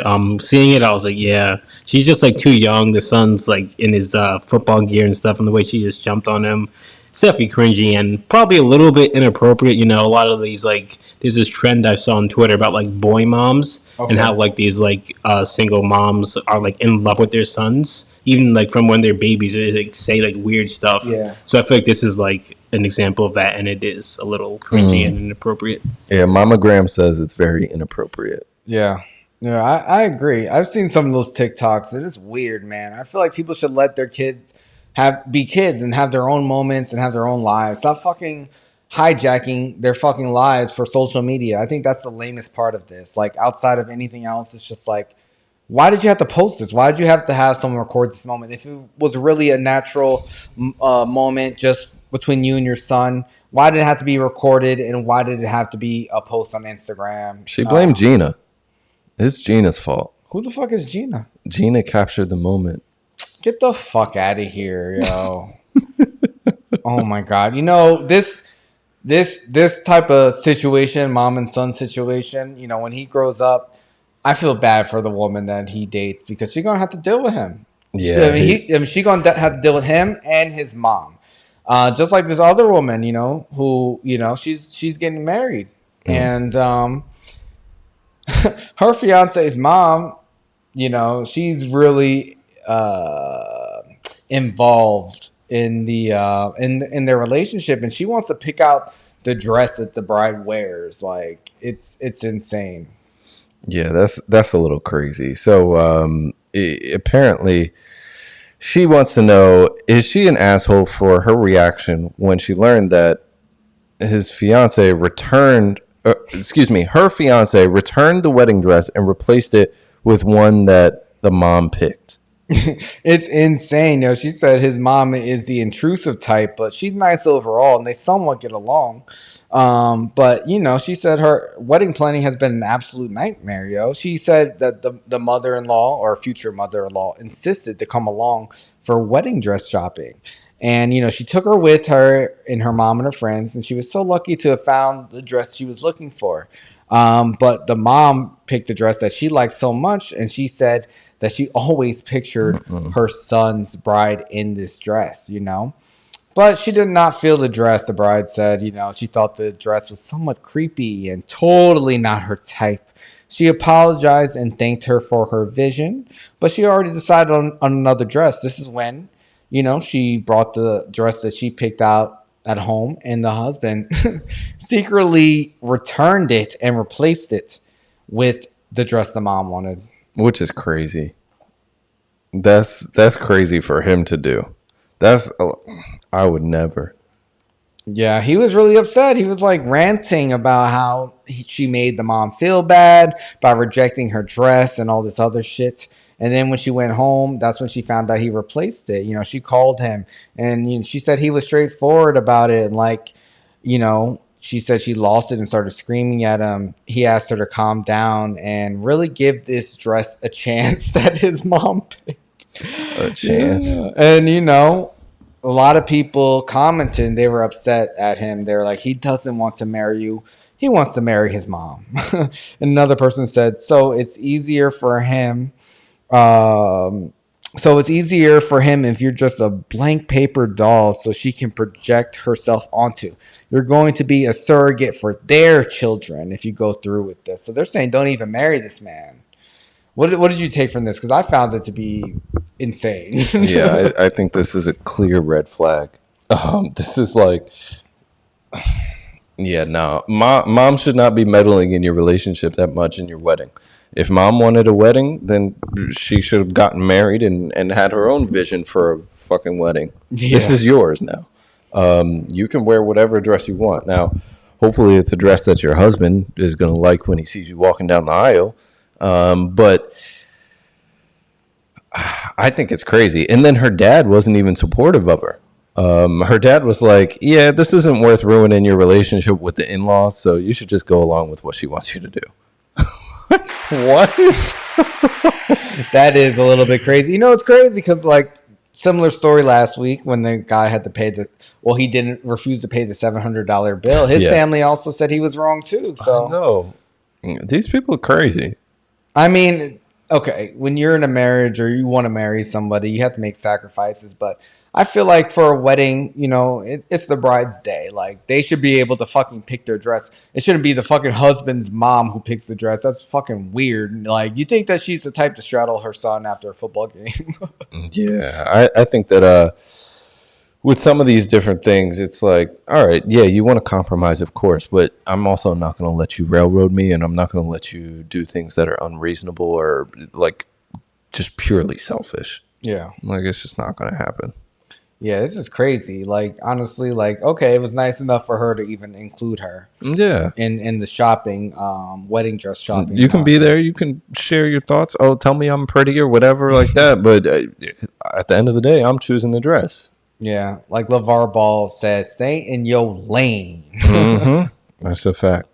People need to set boundaries in their relationships, especially from your own family. You shouldn't have, that's on, her fiance to like set the boundaries between his mom and his future wife. If he wants things to work out, unless he does want to marry his mom, and then that's on you, bro. That's what the comments were saying. Comments were going crazy. They were like, imagine when you have kids, you're going to be the surrogate for his mom and his kid. It's not going to be your kid. Yeah, man, it's not good. No, I don't know, man. Troy, what'd you take from this? I think the son definitely needs to check his mom, like your mom said. That's definitely crossing a line that, especially on your wedding day, you can't do that. That's unacceptable. Yeah. He should check the mom. For sure. You got to set boundaries, and I feel like for relationships, it's important for people to set boundaries on their side of the fence and on their side of the family to protect your own family. You got to keep the peace. Yeah. But for him to return the dress, I think that's nuts. I can't believe that shit. That's nuts. Like, imagine if that happened to you, like you bought something that costs however much a wedding dress costs. I think it's like at least high hundreds or low thousands or something like that. And then your partner that you're trying to spend the rest of your life with sees it. Their mom tells them, nah, she needs to get some other dress. And they return it for you without saying anything. That's crazy. It is crazy. I couldn't imagine doing some shit like that. I would have, the way she reacted, like screaming at him and everything, I would have been hot too. Yeah. I would have been mad. Yeah, you go through all this effort to pick out what you want, and someone just undermines you like that. Like, come on. Like, you going to spend the rest of your life with this person? Yeah, I don't think it's a good situation. It's crazy. Yeah, it is crazy. But there's another article. Who makes the best husbands? Black men. Of course, black men do make the best husbands, but outside of race, they say nerds make the best husbands. This one. Dang, I got double the success coming. Well, you have like maybe 1 times, but if we doing math, it's fuck you. 1.5 times. All right. Listen, that new Ahsoka series for Star Wars, that shit is banging. Bro, I don't know what you're talking about, but hey. What? Rosario Dawson's playing Ahsoka in the series. It's great. It's really good. Shout out to Rosario Dawson, man. Is she still with Cory Booker? I have no clue. Probably not. I mean, he got tired of his beard once that presidential run failed. Oh, I forgot about that. That was bad. Yeah. Maybe the Democrats shouldn't have anyone else run. No, I'm kidding. They should. But yeah, this one girl, she put up a TikTok and it's like, it honestly blows my mind how we have this entire trope in American literature and movies and TV shows about the nerdy girl who gets to glow up when she grows up. But, we don't see that for nerdy men. Because they don't glow up. Like that's the problem. Like, you say they don't glow up, but she says, hear me loud and clear. If he owns a lightsaber, green flag. That's glowing up, man. It's literally glowing up. Yeah, that shit glows in the dark. That is sure. That is for sure. Oh, man. She said she married the anime-loving, nerdy gamer boy and wouldn't change it for the world. Another person said, yes, my husband is the biggest adorable nerd, man. Do you identify as a nerd? Because you said it. You said black man nerd. You getting a double. So I mean, growing up, I'm sure you remember. I used to read all the time. I had books all the time throughout high school. Even prior to that, I was a big reader. Does that make you a nerd though? I think liking things that are outside of the mainstream, or sci-fi is a standard thing that kind of goes into that nerd category. Yeah. Reading is a nerd thing. being smart just in general is viewed as like a nerdy thing. Like all these things are, I don't know. Getting no bitches is another nerd. That I disagree with. I think that, that's why I say there's levels to it. What levels of nerds get a lot of There's the nerds that do all of those things, and they also just only are inside playing video games. They're only ever like talking to their friends about what new MCU movie is coming out or something like that. Like there's definitely different stages of this. Now, and that's like what, like 90% of like nerds? Sheltered, you go to Comic-Con multiple times, like those sorts of things. And no offense to anybody that does. Listen, I'm not throwing shade. But no. I would love to go to Comic-Con. I think that would be dope. No, because you identify as a nerd, so you agree with sure. This. So do you see the correlation between being a good husband and being a nerd? Oh, that I don't know if there's a good correlation other than the fact that maybe nerds are more likely to be loyal and like the different things that go along with that, and the sort of the sheltered lifestyle that I feel like a lot of nerds have. Yeah. Troy, would you consider yourself a nerd too? Yeah, look at my socks. You got the Sonic the Hedgehog. You got Sonic the Hedgehog socks. So yes, I do consider myself a nerd. I think nerds, especially now recently, being like into nerdy stuff is cool. Unfortunately, back in high school, it wasn't as cool. Reading anime, reading books, caring about like sci-fi and all that video game stuff wasn't as big as it is now. But I would consider myself a nerd for sure. So you go to Comic-Con and you've been multiple times. I know you're going this year too. It's coming up soon.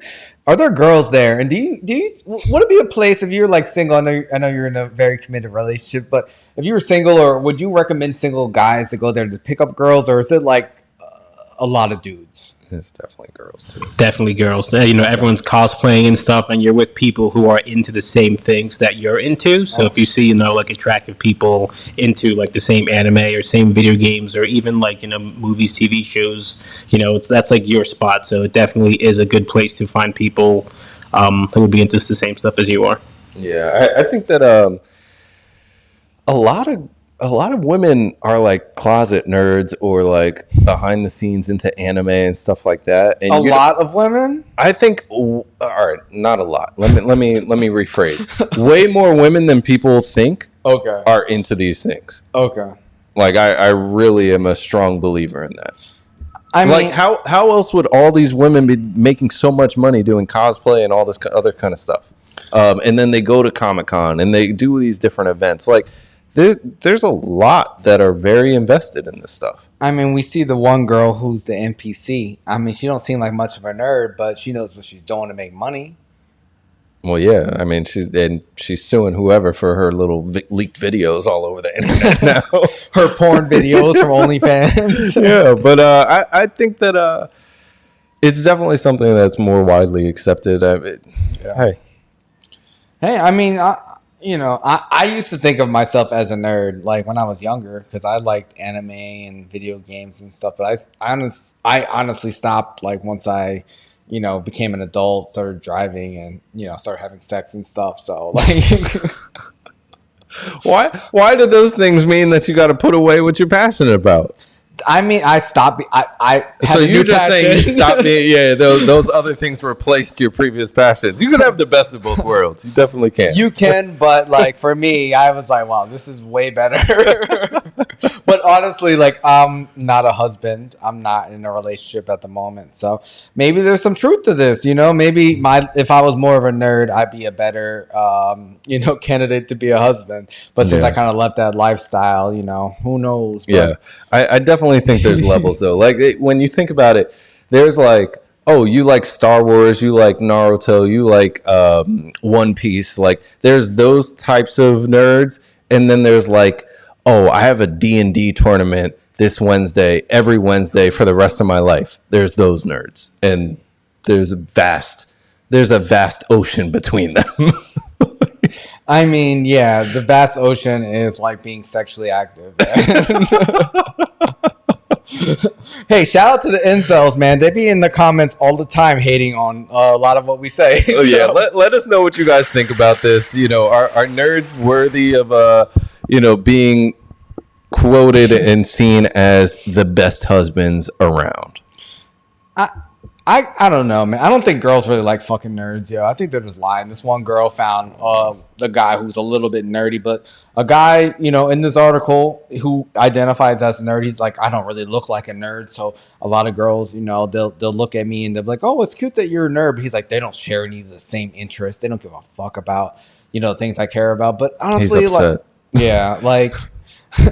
you for me, it's just like, I don't need that many shared interests to be in a relationship with the girl. I mean, honestly, a lot of the girls I've dated, we kind of share interests once we meet. It's just like, okay, if you really like someone, you want to be invested in us at a certain level to what they're interested in. Mm-hmm. And for me, I used to be big into football. So it's funny, my ex, she got into football with me. And then when we broke up, I stopped watching football, and she's still a Cowboys fan. I think, I don't really know, we don't talk, but I see her with her new man at Cowboys games. I'm like, oh shit, that's me. Or maybe she became a Cowboys fan and then found another one. That was the next boyfriend. I don't think so. Yeah. But who knows? And also the girls I've dated, I haven't watched boxing and UFC with me, which a lot of women don't like, but I feel like I spend so much time with that, you have to have you have to be able to endure it a little bit,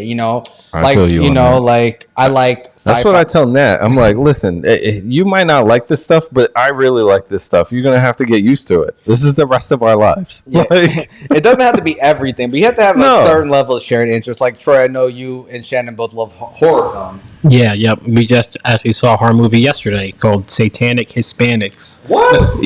Yeah, it was actually really funny. No, I'm sorry, not funny. It was really good. It sounds funny. Yeah, anthologies, so a whole bunch of different shorts, but our shared interests are horror movies, board games, and Lord of the Rings, a little nerdy things here and there with both of us, but yeah. It's good to have a nerdy overlap, it can't just be totally one-sided. I think that guy was just bitter, like you said.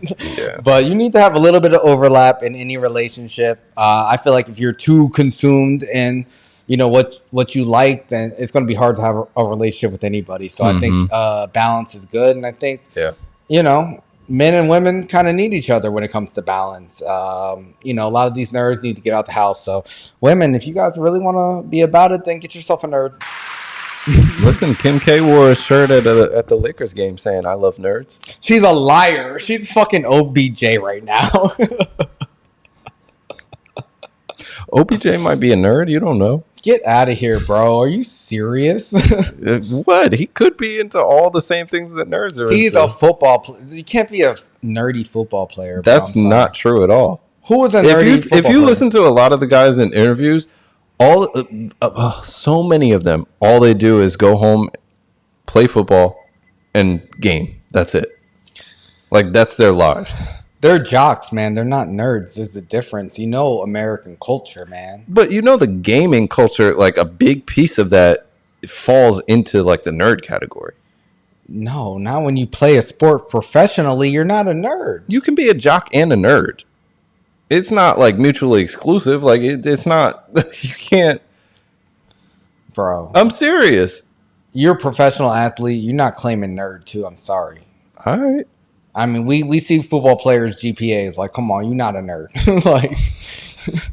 You can't have everything. That's an unfair stereotype. Some of them are athletes, scholar athletes, whatever they call it. I don't know. Let's be real. This one woman wanted her boyfriend to be before she went through his phone. Oh man, this one is bad. She went through her man's phone, man, and she found out that he secretly fucking hates her. Y'all got to stop doing this. Y'all got to stop it. Before Julian, before you even go into this, listen, ladies, stop looking for things that you are going to find and then be upset about it. Please. Understand people's personal space. If it's going to play out negatively, then it'll play out negatively, but you can't go looking for trouble. You're going to find it. This is like the second or third time we've talked about somebody going in somebody's phone and then it's a mess and they're heartbroken and upset and it's game over. Every other week we talk about this, but it's important. It's important, you know. I think this woman was right to go through her man's phone, and I usually don't say this, but you know, the last time we talked about this was when the woman found out her husband called her ugly beforehand. I feel like this is much worse. You know, she went through her man's phone and she says, he and his friends spent hours making fun of what I said, degrading and embarrassing me. You know, she said every insecurity I had was laid out into his group chats and made into a punchline. You know, she says the U.S. resident didn't normally pry into her boyfriend's phone, but one night she had a gut feeling that she could not ignore. So she searched her name in his text messages, which that's straight to the point. Yeah, that's pretty easy to do. That's pretty easy to do. She says, I don't condone looking through phones. I think it's wrong and an invasion of privacy. Sure. So if you know all this, how can you say that and then go through with it? She said, I did not have a reason to look through his phone, but what I found shocked me to my core. She said that he called my intimate parts weird, said he hated the things I did in bed and made mean jokes, saying things like it would be hot, but not when Lily does it, or it's hot for a minute, but then this bitch opens her fucking mouth. Oof. I felt like I was reading the messages of a stranger, not my loving and supportive boyfriend. He supported me endlessly, said how much he loved talking about the things I was passionate about. I thought we shared the same values. We never fought, spent all our time together. He went out of his way for me all the time. He made an effort to get to know my friends. Anytime I had issues in our relationship, we'd chat about it and he'd step up in the perfect way. It sounds like this guy was the best boyfriend ever. He was a nerd.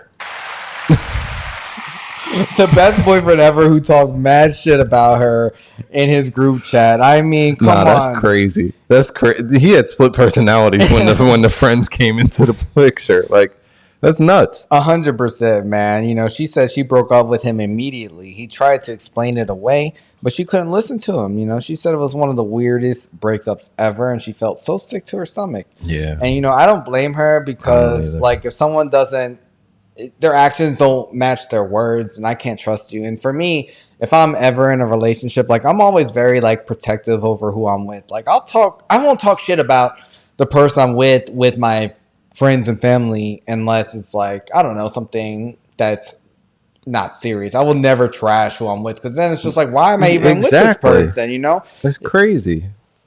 It's fucked up, and it's just like, damn, man, like, this is a red flag, especially, like, I don't know. But it is a little bit weird that his actions were totally different than what he was saying. And maybe it's something that, and she says she had no reason to look through his phone, but she searched her name and went through this whole process. So I don't think she's being 100% honest. She knew she was annoying and fucking weird. I think so. And I think this just confirmed it.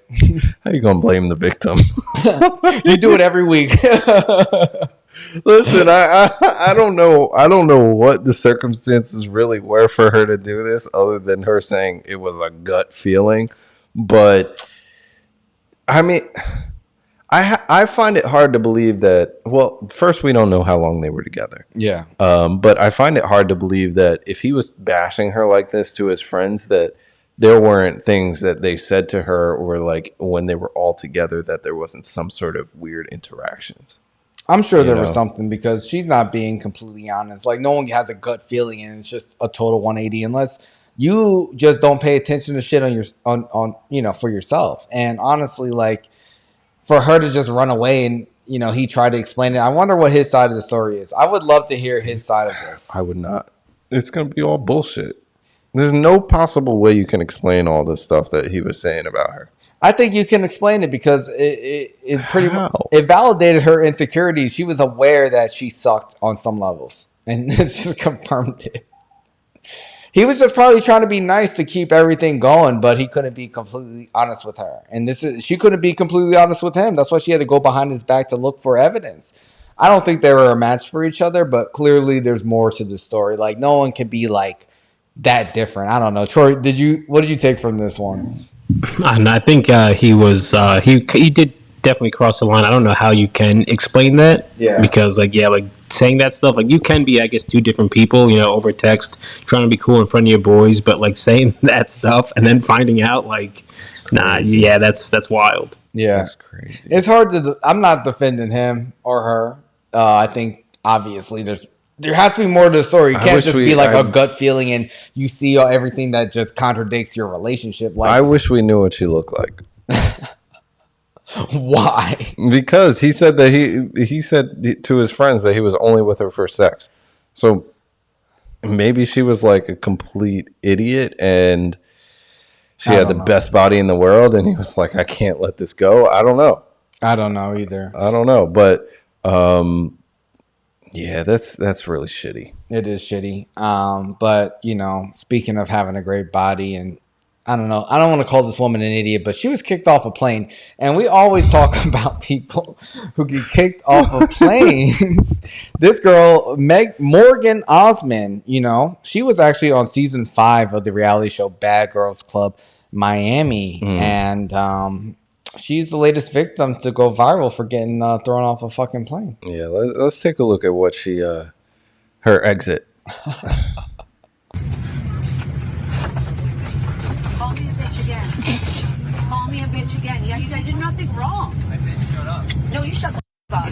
You shut the and your bitch. Goodbye. You shut the film me. I'm Instagram famous. You bum. She had a nice little one-liner. I like the fire in her. I like that energy she had on the way out. Hell yeah, I like it too, yo. What's her Instagram? I'm about to follow her, yo. I don't know. I'm sure you could find her easily, though. She has under 1 million followers, but she'll, probably go over 1 million now after she went viral for this. We don't even know why she got kicked off, but she looked hot getting kicked off, man. I do like the fire too. I wonder if she's from New Jersey because, she had an attitude, and I find that to be sexy. She said, I'm Instagram famous, you fucking bum.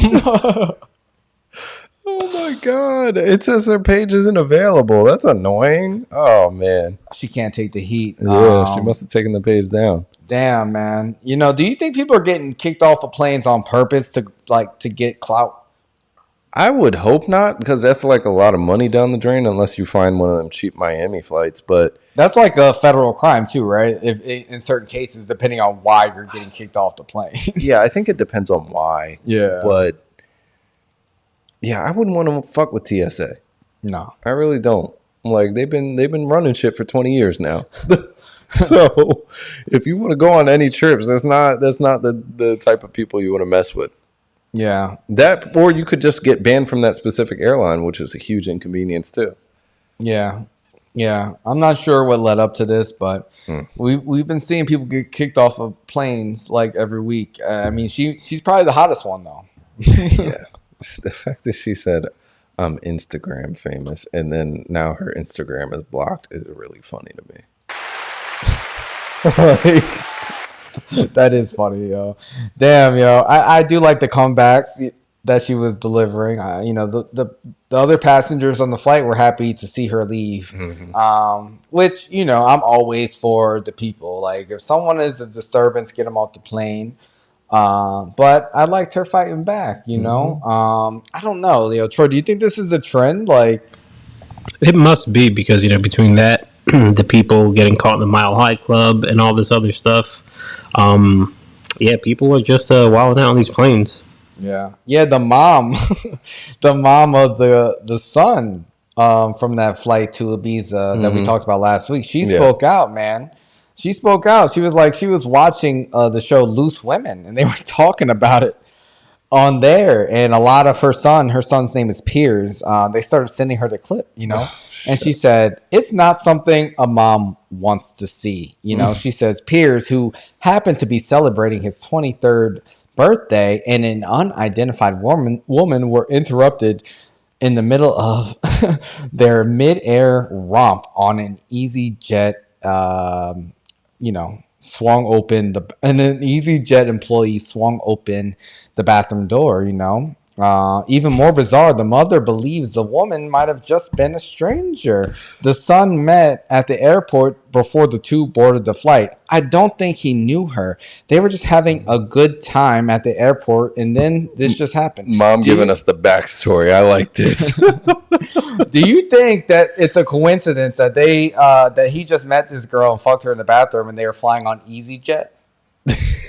No, there's no way. Listen, it was a party plane. They were on their way to Ibiza. Like they were starting the party early. The guy, he's in his Jordan year. I'm not mad at it. Good for him. The people on the plane weren't mad either. They were literally applauding. Yeah, they were cheering him on. And I didn't see anything about them getting in trouble about this. No arrests were made, at least on record. Yeah. But I mean, it is interesting that, they just met at the airport, according to the mom, who knows, and got it in on the plane. I mean, he's 23, which makes sense. He's a young man, which, I mean, it makes a little bit more sense. I mean, I think we assume when they were going to Ibiza that they were in party mode. Yeah. Of course. But, I mean, to be a mom and see that on TV, that's got to suck. I mean, yeah, it's not something you want to see, but at the same time, I'm sure she knows her son. And maybe she's not surprised by this. It is funny that she's like, yeah, they didn't know each other. It's because clearly they talked about this. That's my boy. Oh my God. Shout out to EasyJet. If anyone wants some easy ass, fly EasyJet. Yeah. We need some sponsors on this platform. Everyone, subscribe and follow.